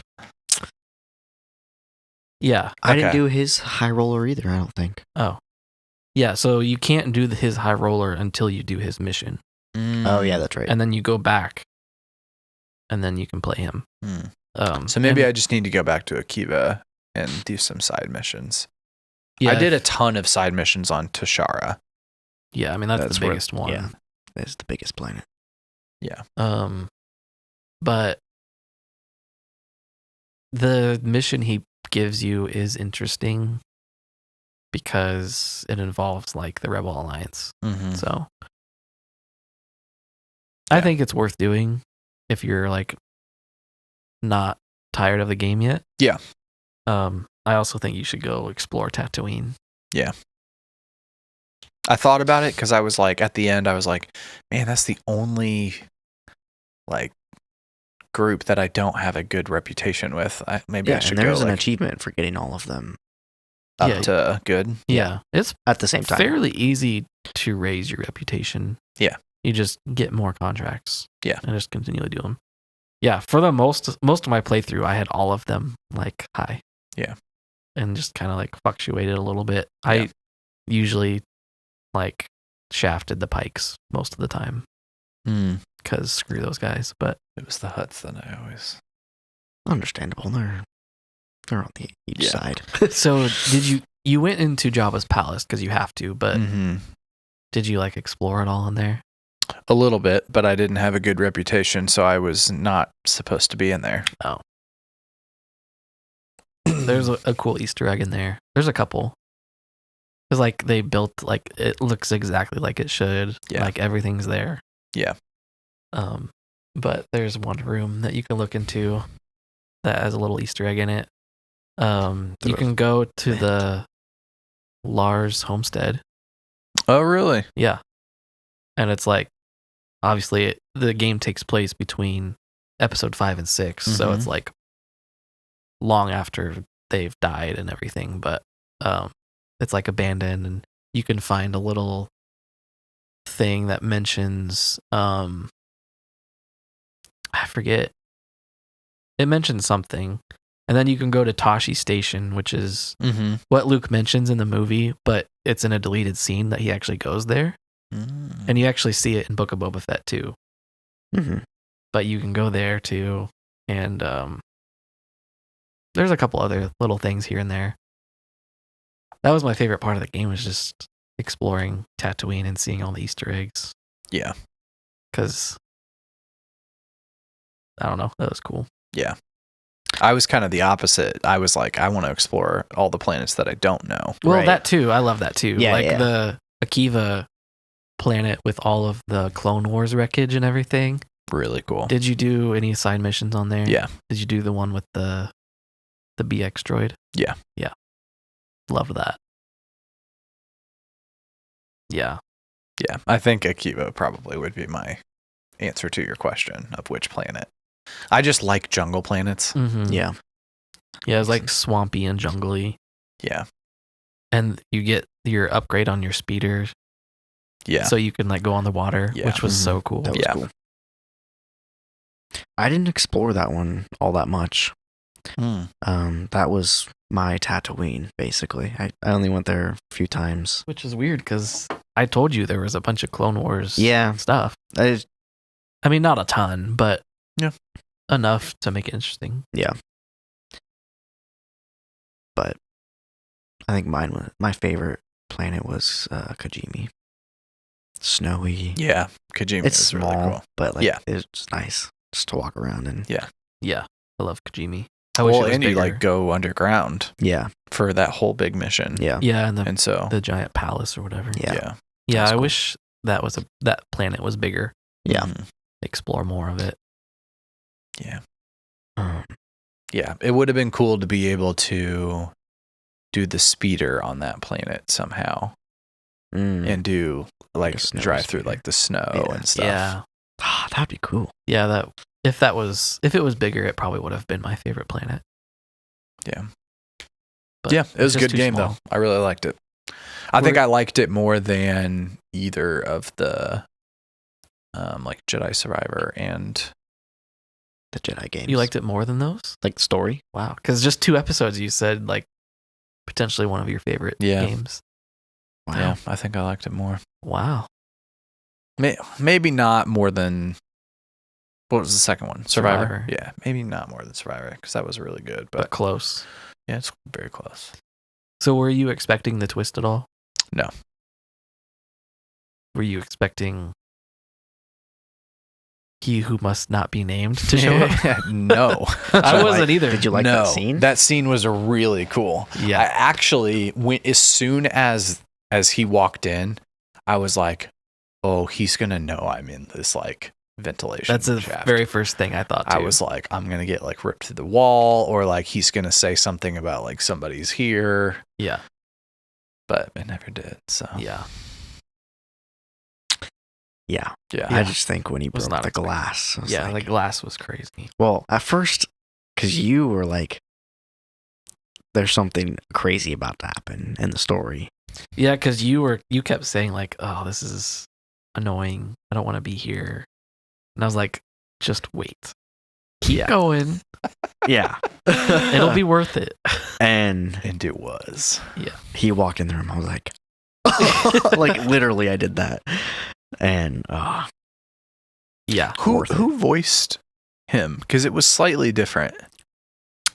Oh, I mean, yeah, because Well, JJ's gone. Yeah, I know that. But like, I don't know. They've done pretty good with like finding alternatives, even before he passed away. Like they've gotten other people to play him and like used like really good editing. It was missing just a little bit of like that iconic sound to the voice. The same thing happened in the Jedi games too. Yeah. Fallen Order. It's probably the same person. It might be. Because I'm pretty sure there's only a handful of people who do his voice. Yeah, but that's a lot of people. Besides, Aiden and Atlanter and... Yeah, it definitely wasn't them. No. That'd be way too... I mean, there's a lot of people that they could hire to do it. Well, that are really good, like, impressionists. But yeah, I don't know. It wasn't a specific person, I don't think. Yeah. I mean, it was a person. Wow. It wasn't like a big name. I don't nobody. Yeah, I mean, I don't think it was like anyone that you would know. Yeah. Or I could be wrong. I don't know. But yeah, I was asking that mostly to know if it was James Earl Jones that did it before he passed away. Oh, no. Because it sounded a little off. Then I was like, it didn't really sound like James Earl Jones. Do they still have the rights to his voice? I don't know. I don't know how that works. Yeah, I don't know. It would depend on what they worked out with like his family estate. Yeah. My guess is they let him. Some kind of deal like that where I don't know. Maybe. They let him do what? My question was the rights to his voice for like AI or like artificial or editing purposes or something like that. Yeah. I mean, obviously they would have the rights to his past recordings. Right. Yeah. But anything new. James, before you die, we just need you to read this book and say every word that has ever existed. Encyclopedia. But pretend you're Darth Vader. Yeah. Yeah, I don't know.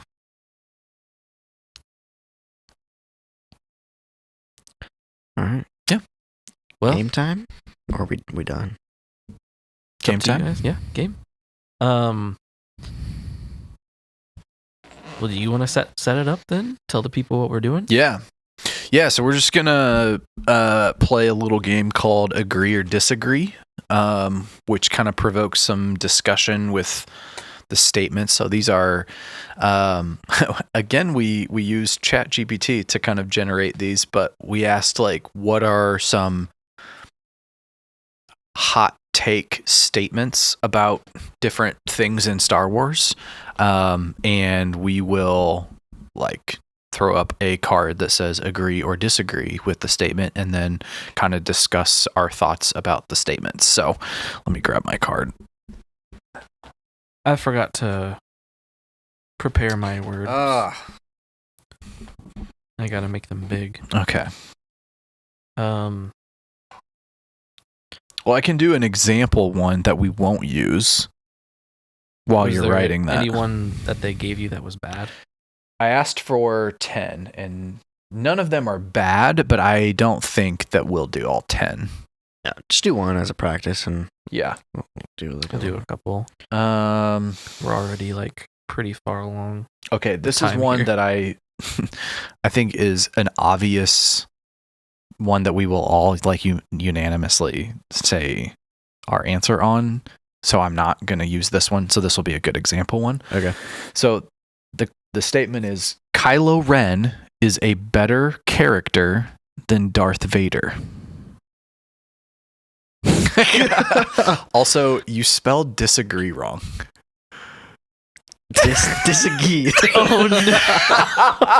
Oh my gosh! I was trying to fit it on the thing. I shouldn't have said anything, and then just let you raise it up. Disagree. Let the comments roast you.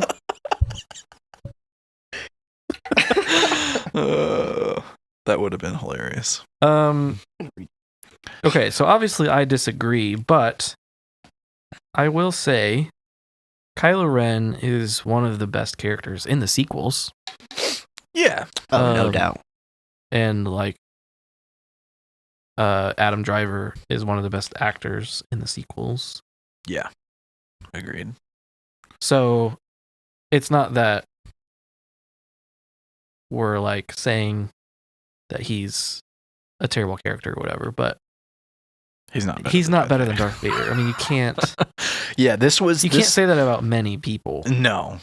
This was their comment with this. It was Kylo's inner conflict, vulnerability, and eventual redemption are explored in greater emotional depth than Vader's relatively straightforward arc. That I agree with. Is fair. But Darth Vader does the same thing. Yeah. Just over the course of 9 films rather than 3. Well, I wouldn't say 9, but... Sorry, 6 films instead of 3. Yeah, and a lot of Kylo's is not executed well. Yeah. But like I still think that he should have I think it would have been more satisfying if he didn't turn back to the light side, or this is something that Star Wars Explained has said many times. If he did turn back to the light side like he did, and not die, Yeah, and has to like atone with what he's done among his like family. I mean, not his family because they're gone, but like with Rey and like all the new people, his found family. That would have been more interesting. Yeah. Rather than him just sacrificing himself. Yeah. I feel like that would have been a lot more interesting of a story too. Where they could have at least. That's what I'm saying. Yeah, like they could have made another movie after that. Yeah, or at least set up something. Yeah. You are taking forever to color this. You're only agreeing this time. I mean, this one's black, so I don't have to make it this dark. Okay. First one. Starting off with a real bold statement. The Jedi were the true villains of the prequels.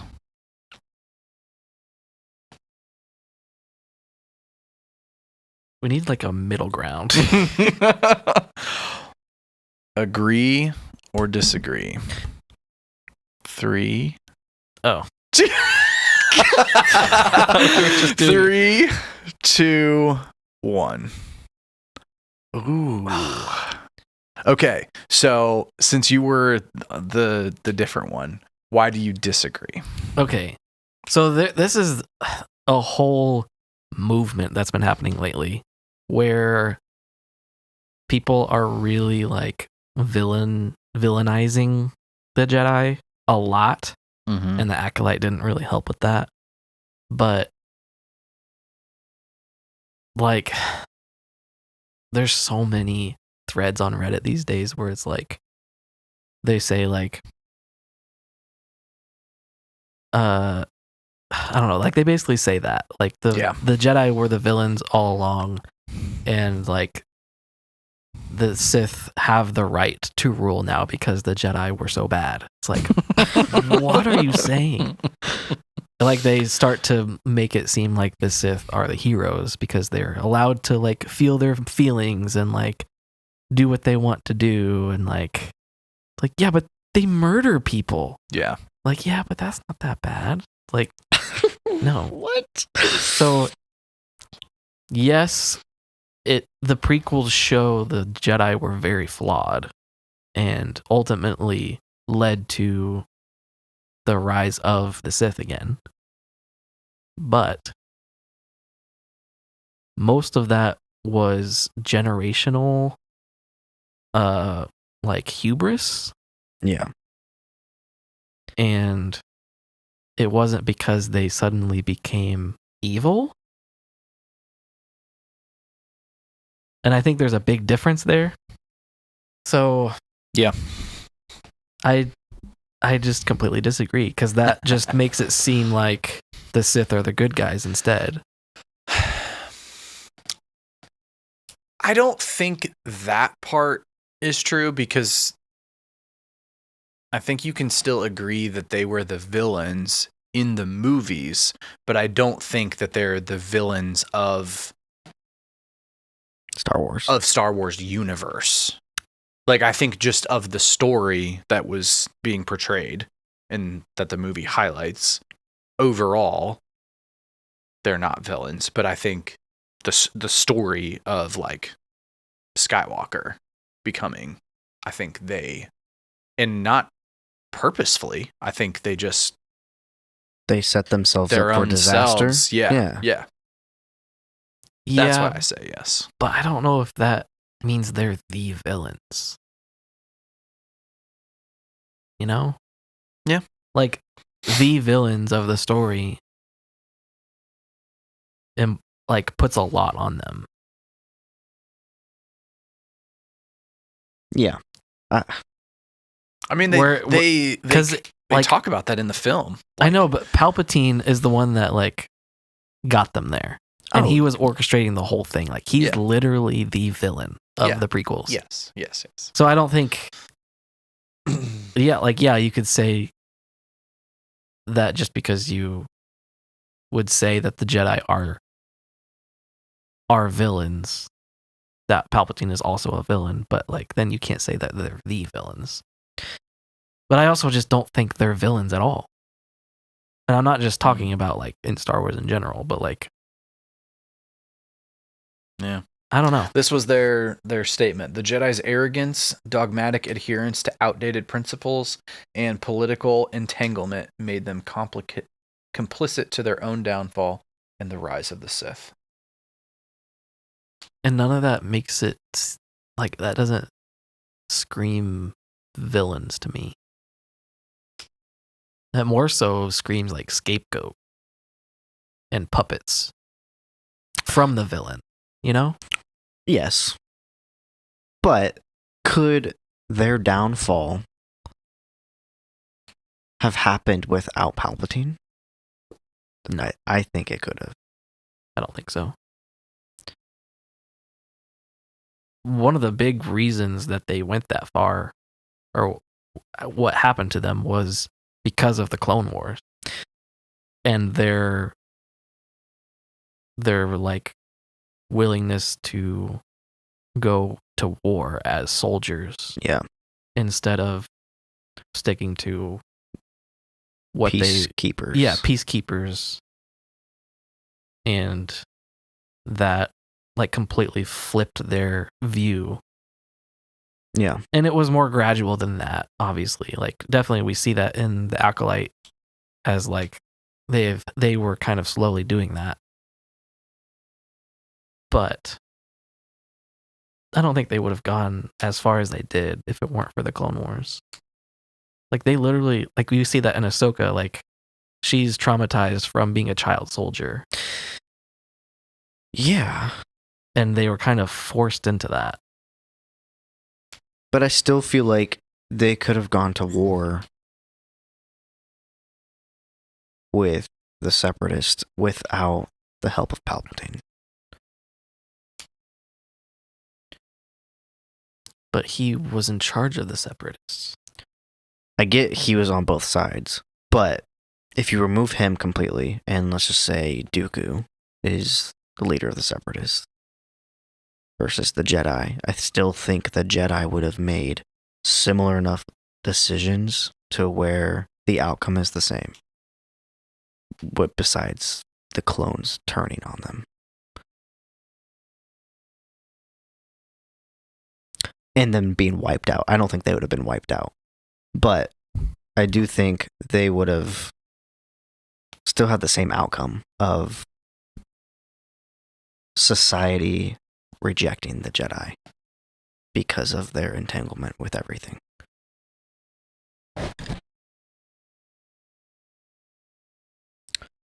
I thought this was going to be like a 2-minute answer. This one was deep right off the start. I don't agree with that, because I don't think they would have been entangled in anything if it weren't for Palpatine. But he wasn't there during the Acolyte, and they were starting to get entangled. I know. Yeah. But if we ignore the Acolyte. Okay. Because the Acolyte takes place like pretty far. I know, but I feel like, and it's fairly recent. As a Jedi, since they work alongside the Senate, their natural inclination is to be helping. So then that can be manipulated by anybody, really. Yeah. Other senators, too. Yeah. Right. But I don't know. That goes back to my point of it being kind of a slow generational thing. They weren't always that way with the Senate. True.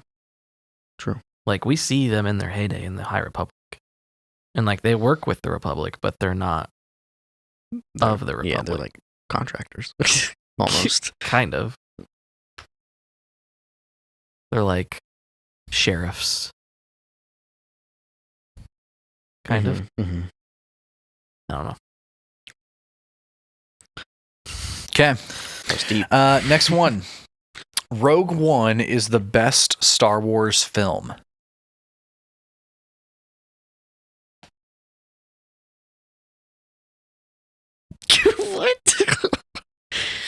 Gotta think. Do you though? 3, 2, Gonna make me 1. mad. No. Okay. Because you really have to think about what defines Star Wars to you. And unless you grew up with Rogue One, that probably shouldn't be your answer. Yeah, I think there's not even just from a like quality of film perspective, better ones, but I even think like there's better stories. I think there's better Star Wars-esque things in other films. Yeah. Because that one definitely doesn't have the Jedi. Doesn't have... I mean, it has else, though. Rebels versus the Empire, but I wouldn't That's the say... only thing it's missing is the Jedi. Yeah. Yeah, it's got Vader, so... So it does. Ah. But at the very end. Yeah, I mean, Rogue One is one of the best Star Wars movies, but yeah, I don't think anyone who was a fan before should be able to say that. I don't know. That's just kind of like I don't want to say a movie can't top your current favorite. But that kind of goes back to what you're saying is like it doesn't have all of the qualities of a Star Wars movie in it. Yeah. Mm-hmm. Like it still feels like a Star Wars movie, even if that Vader scene wasn't there. But I don't think it has enough. It makes it a standout movie or an outlier where it doesn't have... I mean, it's a spin-off. Yeah. And okay, then that's the exact definition, I guess. Yeah. But it's a canon spinoff. Well, So... Yeah, but that doesn't matter. It doesn't qualify as... Okay, let me change my words here. And make it back to what you said. It doesn't have the same qualifications. Yeah, that's just the word. Yeah. It just doesn't. Like, I know there's a lot of people. I see comments all the time of people saying that Rogue One is their favorite. Like, that is definitely a very... I think I said it was in my top 3. Yeah, but people are saying that it is their favorite. Like, it's better than any other Star Wars movie. That's kind of crazy. I don't... Yeah. That's... Like, it is definitely a very, very good movie. And maybe one of the best, like...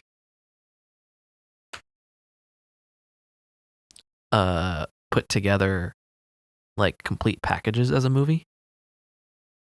Yeah. But it also just kind of serves as a prequel to A New Hope. Yeah, it's like it fills a little bit of a gap. Yeah, so it kind of goes back to what I was saying about, like, a prequel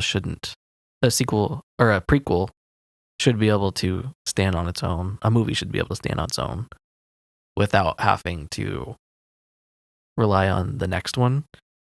And that doesn't do that. It doesn't do it very well. No, because you wouldn't know anything about, like, the Star Wars plot. Well, that's outside. If that was the first and only Star Wars movie that you ever saw, there's no way that you'd know anything about the Star Wars plot. But if you watch any of the other 6,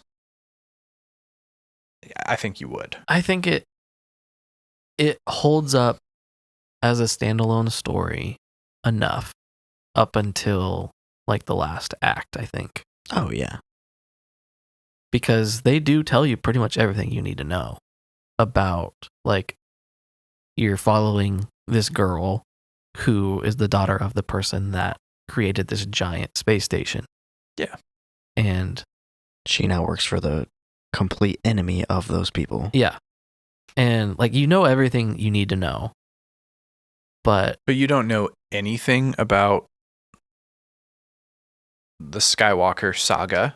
No, but I don't think that is Star Wars. Yeah, that's what I'm saying. Yes, for the question, yes, that we're answering. But I was just saying, like, as a standalone movie, yeah, it does work. Yeah, until Vader shows up, And then you're like, who is this guy? Yeah, who's this guy? Like, why do they care this much about these plans and everything? Yeah. And yeah. For avid Star Wars fans, it's a nice, like, whipped cream on the top of like a sundae of Star Wars that you're already enjoying. Yeah. For anybody else, it's just a film. Yeah, it's just an action movie. Yeah. And it's a good action movie. Would you label it as a fan service? A what? Fan service movie? Like giving the people what they want because they're gonna like it. Definitely that Vader scene is. Yeah. For sure. Yeah. But it does definitely. I was just talking about this with a coworker at work this past week. Because we were talking about Skeleton Crew and stuff, and Andor season 2 coming up, and how Rogue One just enhances A New Hope. Yeah. Now, like it's hard to imagine watching A New Hope without Rogue One now. Yeah. Like it just makes it more fun to watch with Rogue One first. Just because it just leads right into it, and you get that Vader scene. Because then whenever you see him in A New Hope burst through those doors on the ship, like, oh, they're screwed. Yeah. Even though it is a very different tone. Yeah. But like, it's still spent all my energy. Yeah, he's tired now. Yeah. Yeah. So, okay. Good movie, not the best one. Yeah. Okay. Luke Skywalker was a mediocre hero. What does that mean? So here is the statement. Like you don't know what mediocre means? No. Like, does that mean do you need a definition? In A New Hope only?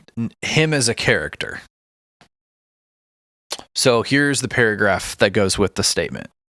Luke is an inspiring character, but his arc is relatively straightforward and often reliant on others, Yoda, Obi-Wan, Leia, to guide him. Heroes like Ahsoka or Rey, controversially, are more complex and self-driven characters.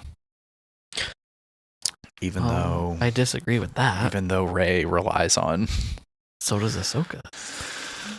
Well, a lot of Clone Wars, Ahsoka does stuff on her own. That is true, but she's also trained. Most of the time she does things on her own. Things go very badly, though. Yeah, but her as a character, she's even after she like leaves the Order, like her character as like the hero character, like she's on her own, doing her own stuff. True. At least that's just what they're portraying in this statement. So I know, and I'm saying I disagree with it. Okay, well, but I mean, Ahsoka definitely would be up there as one of those. But yeah, okay. Okay, so agree or disagree? Luke is a mediocre hero, and this is canon Luke, I'm assuming. Yes, but does this just mean the A New Hope Luke?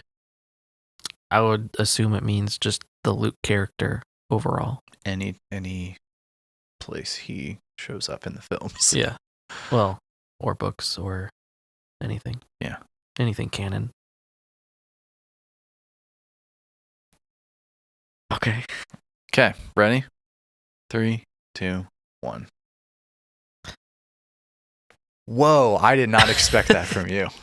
Well, like I said, I want a middle ground one. But I'm going to agree because what was the word? Luke Skywalker was a mediocre hero. Okay.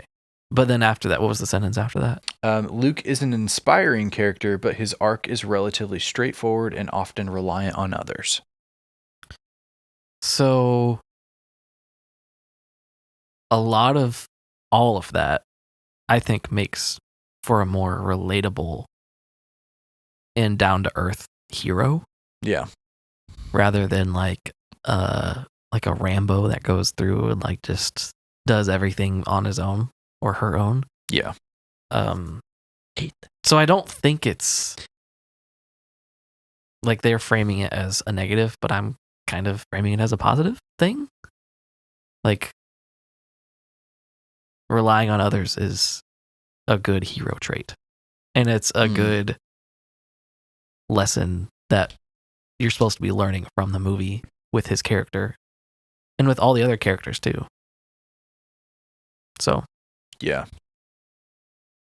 Yeah, the reason I said agree, Luke isn't even in my like top 5 favorite Jedis. But Jedi. Jedi scum.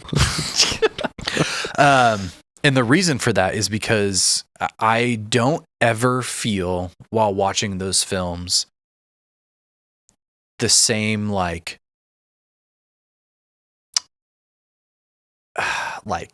power or confidence or like aura of like a Jedi when he is doing anything. even in Return of the Jedi? It's more, but even then it's like you're a baby. Like you are a baby Jedi still. Yeah. As opposed to like any of the Jedi in the prequels, like, who were like more trained. Yes, stuff, yes. Like anytime Obi-Wan's on the screen, you're like, I trust this guy. Like he knows what he's doing. He's gonna make people feel that way. Principles, too. Yes, and everyone around him has like that confidence too. Like, and then even like Anakin, even in Episode 2, when Anakin's on the screen, even as like a kind of a rogue Padawan that's like constantly making like stupid decisions, it's like, okay, but like he is a Jedi and is wanting to like have discipline and like do the right things and like, and people have respect for him still. Yes, who aren't Jedi. Yeah. So I think that's what kind of makes Luke a little bit mediocre. Is like applies to Luke though. I mean, part of it is he's the only Jedi Yeah. in the films. Yeah. Besides Obi-Wan. But I think by the time of Return of the Jedi, I think he's coming to his own as a Jedi. Like obviously you wouldn't call him a Jedi Master at that point, but yeah. I don't know, he does some really cool stuff in that movie. And the scene in the Mandalorian where he's just destroying those droids. Mm-hmm. Like that was awesome. So I'm the only one that disagreed, apparently. Because you agreed, right? Middle ground. Agree -5. I disagree that he's mediocre. Partially because you guys just mentioned that, like, he's great. Yeah. And I disagree that he has a straightforward arc, because at least in the first film, it might be straightforward because he's handed his task by Obi-Wan. And then he's just initiated into the rebels to help them because he's force sensitive, I guess. But in the next films, although he does have that help, like, he still feels like he's the big hero. Like, he's... And, like, he's a natural leader as well. Sort of. Yeah. Yeah. Like, in my mind, I think of the scene in Return of the Jedi after he comes back from Dagobah, after seeing Yoda die and everything, and like regroups with the rebels, and they're all like already planning their next phase, and they're like, oh, I need a crew, and then he's like, count me in, and you get chills when he says that. It's like, yes, yeah, now we're ready to go, and like that's the moment that I'm like, okay, he's the hero. Yeah. I also want to piggyback off your you said heroes need help to be heroes, basically, or he said needing help or like relying on help is a good trait to have as a hero. Yeah, relying on others. And I think of one of the best movies of all time, Hercules. Yeah. Here we go again. That's the whole plot about becoming a hero. He has to have help. Yeah. Zeus tells him to go get help to become a hero. Yeah. So the hero has to have help to be a hero. You know? So I agreed because Hercules. the way it words it, because in my mind, when you say like he has a straightforward arc, or I keep forgetting exactly what it said.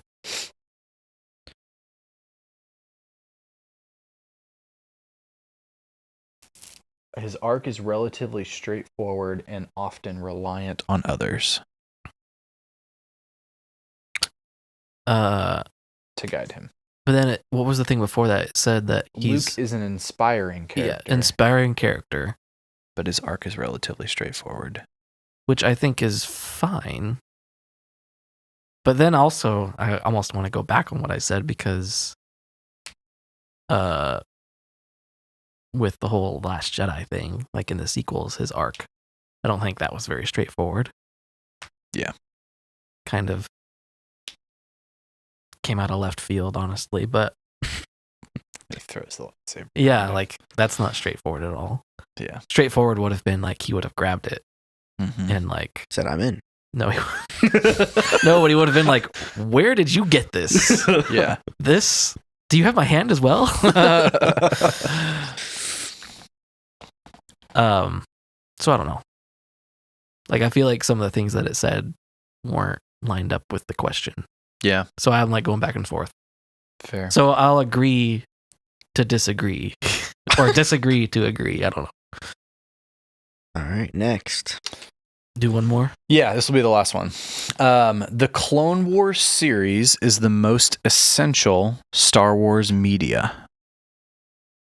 Essential? Essential. Essential to what? The franchise. It is the most essential form of Star Wars media. So like that includes films. Yeah. Here's the sentence. The animated show deepens the lore, humanizes the clones, and develops Anakin and Obi-Wan far better than the prequel movies ever did. Essential. Could it mean that it's essential to be able to understand more about what's going on in the movies? I think, like, if you were to pick one thing, like one movie or one show or one book or whatever, to force a non-Star Wars person to watch, that would explain as most of the story as possible of Star Wars. That I think that would be like what it means by essential. Like that's without what I figured too. But without it, like it wouldn't be complete. That's, I think, probably what it means. All right, let's go. Spencer's gonna think. Yeah, because we can just talk about it. 3, 2, 1. Oh wait. Oh, I'm agree. Okay. What? I'm agree. Yeah. Sorry. So you think it's more essential than any of the films, and you would give that to someone who's never seen Star Wars? Yeah. Because I think it spans the most of the story. You get Most of what story? Anakin's demise. That's like, if you're looking at from like episode 1 all the way to, let's go to 9. Like, where is, maybe not 9. Let's go to 6. But you can do 9. Where is like the top peak climax of the story? And it's going to be where Anakin is turning into Darth Vader. There's probably a second one in... It's going to depend on what generation you're asking. I don't think so. How could it not be that? What the climax of the story? Yeah. What other? I'm saying there's a second one when Luke comes in. That's what I'm saying. But it's not bigger than that one.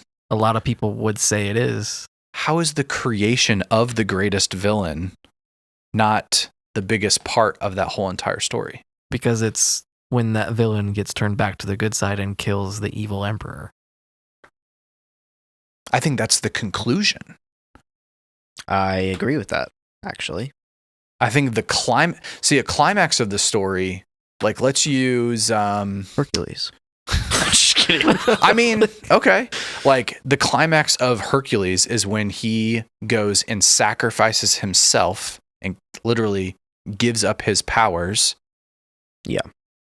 So that Meg could live, and then all the Titans run free for the village.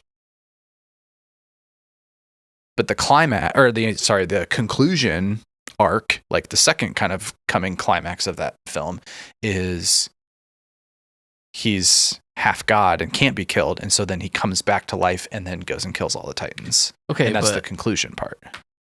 Going back to the actual question, is that the Clone Wars is the most essential Star Wars medium.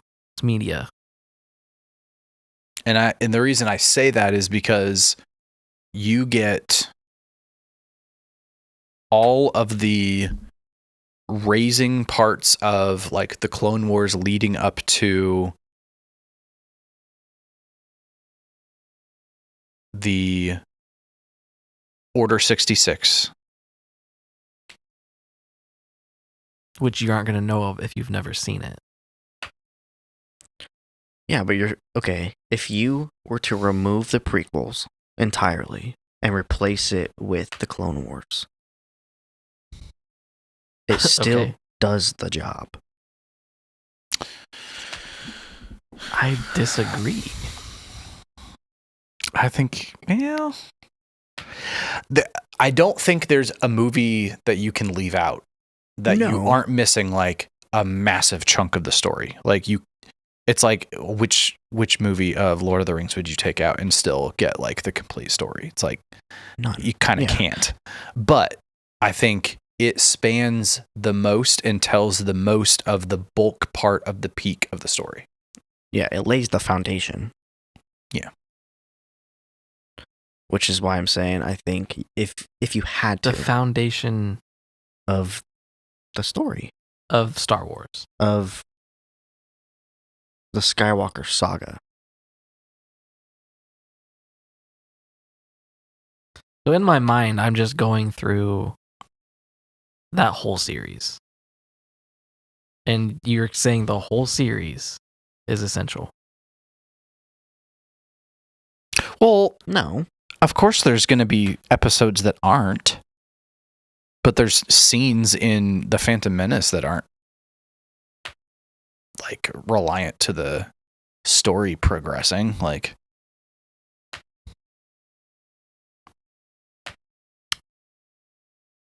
okay, what would be your answer? The most essential Star Wars media. I don't know. I would just probably have to go with the original. Like that's literally the start of the story. But you don't know. Like without that isn't the start of the story. That's the end of the story. It's the start of the story that the creator of the story wanted to tell. So here would be my follow-up question. And I think I've seen other podcasts discuss this, and the answers are just all over the spectrum. If you were to introduce Star Wars to somebody that had never seen it, what order do you have them watch it in? Release order. Why? Because, I mean, for one, that's the order that they were made in. I know. But... And, well, I'm not done. But there's also a very big, like we talked about this a couple episodes ago, I think, where you said like, or maybe it was you. One of you said that like the original trilogy has a very different tone and like feels like they're old movies. Like it was a different time. Yeah. And they feel like Don't that. point. That was you.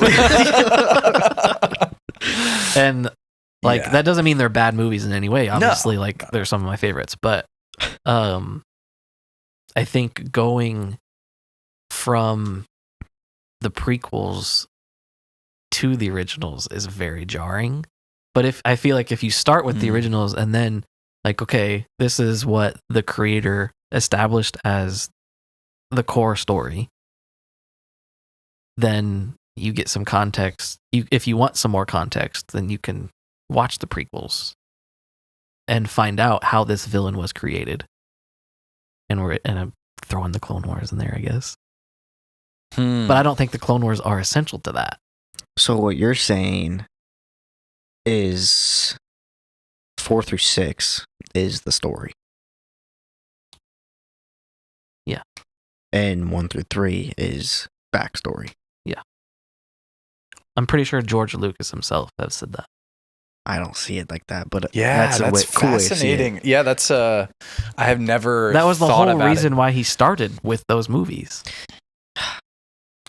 because they were the story that he wanted to tell.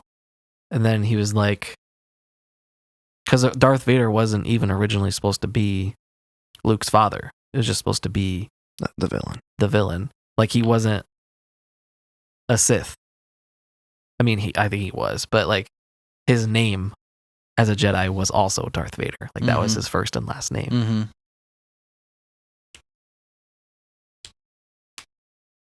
So the whole I've never thought about it from that perspective. Yeah, like it's just that is the story. So it's almost like the prequels are spin-offs, which a lot of people consider that. But backstory is a better word for it. Yeah, I mean, it's just they're a bunch of Rogue Ones. Kinda, yeah. Easy now. No, that's an interesting perspective. I've never considered it from that direction. I've always thought about it chronologically. And if I were to introduce it to somebody, I would say start with episode 1. Yeah. Because that's where the story begins. That's where I would do it too. Yeah, but I've never heard of it. If you think thought of it, you've never seen Star Wars at all, and you start with episode 1, like, yeah, there's great scenes in episode 1, and I love that movie, but it doesn't give you enough context, really. Like, why do they care about this boy on this random planet? They talk about it in the movie. He's got the highest midichlorian count, and yeah, but he is the one. Qui-Gon says it like 3 times in the film. Yeah, but I guess if you were to watch the originals first, you know that the name has meaning when he says it to him, like, my name's Anakin. Yeah, like the movies are made with the assumption that you've already watched the original 3. You already know who he is. Yes. I think they do a good enough job. They do. Explaining it for someone who wouldn't have. Yeah, like it would work, but that's not how it was made. Yeah. So correct. Like, I just think it would be a better experience experiencing it the way that the creator intended. Now I kind of agree. I still don't agree, but and I also think like the Clone Wars does add a lot of important context to the prequels, but the prequels were short for a reason, because they cover all of the bases that you need to know for the story of Darth Vader's creation, which is kind of the definition of essential. Yeah. I still think I would give them the Clone Wars. I would never. I would never. I love the Clone Wars, but Who was it? One of you said it was your favorite show. Was it you? No, mine's Rebels. Mine was Rebels. Oh, it was Rebels too. Okay. But Rebels is not essential. So that is backstory. Looking at this from another franchise, same type of question. Let's go like Lord of the Rings. Like, what order? Like, do you consider the 3 Hobbit films to be backstory, or is that where the story begins? And if you were to introduce somebody who had never seen the movies before, would you start them at like the first film of The Hobbit and then watch like all 6? Did we do that when I showed them to you guys? Yeah, we did Hobbit first. Did we? Yeah. Or would you have them watch the 3, and then if you want more backstory on like how Bilbo even got this ring, you can go watch The Hobbit? I think I would do that. I start with the 3. I don't remember doing it the opposite way, but yeah, I think I would start with The Lord of the Rings first. Release order? No, Return of the King first. No, I mean like we're gonna go backwards. You're gonna see the victory first. Yeah, just so you know they're gonna be okay. Yeah, I mean, a lot of that comes down to like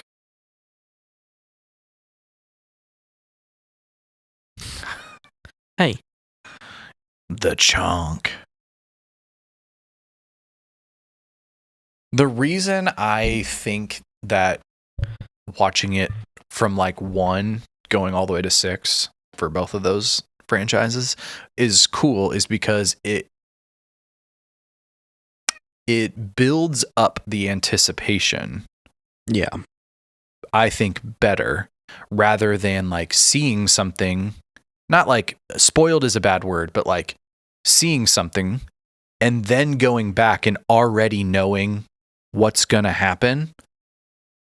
It would make episode 3 a little less satisfying, I think, because you kind of already know, well, he's going to turn into Darth Vader. Like, we already know. But that could be the same for the twist with him telling him he's his father, which was like one of the biggest twists in all of cinema history. And like pretty much everyone knows it already, even if they've never even seen Star Wars. I still feel like you get that effect. Wait, hold on. What do you mean by that? Say that again. I don't think I'm understanding. The twist of Vader being Luke's father in Empire Strikes Back would lose its flair if you had seen Luke be born of him in Padme in episode 3, and you learn like how Vader like is Anakin and everything. Because the original story was that Vader was the villain, but also the hero's father this whole time. That was the giant twist that like blew people's minds. That's fair. That's fair. You're just making me agree with you. Yeah.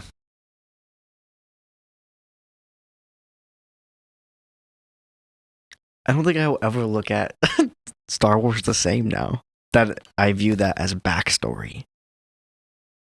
Well, Even though it is backstory. yeah, I mean, but I just never viewed it that way. That's just wild because that's how it was made. I know. And I know you like didn't grow up with the originals right first, but you did. Yeah. So, but I've already explained. Like I, even though you just made a really good point about the spoiled of the surprise of like I'm your father, I think it's still over the course of like 4 films anticipation leading to that moment, I think still is better satisfaction. But I don't disagree with your point. I think they're both good. Like, I enjoy watching them both. And I wouldn't, like, hate if someone watched it in that order. Mm-hmm. But I do think the original order is better for a new person. Because that's what everyone else experienced it like. And that's how it was meant to be made. Yeah. Meant to be viewed. So. Yeah. Wow. Hot topics. You just changed my entire view of it. Crazy. It's almost like Spencer's not going to sleep for weeks. it's almost like he made the movies that way for a reason. I know, but like I never, because they're named 1 through 6. Yeah. You just assume we're gonna watch it in this order You because that's what it's made because they're named that way. Mm-hmm. Made to be in. Yeah. Oh, don't even get me started on the names of the movies. It's all backwards. That is a hot topic. So yeah, I never viewed it from that point of view. Mm. That kind of thing. Well, gonna watch a marathon now. Yeah.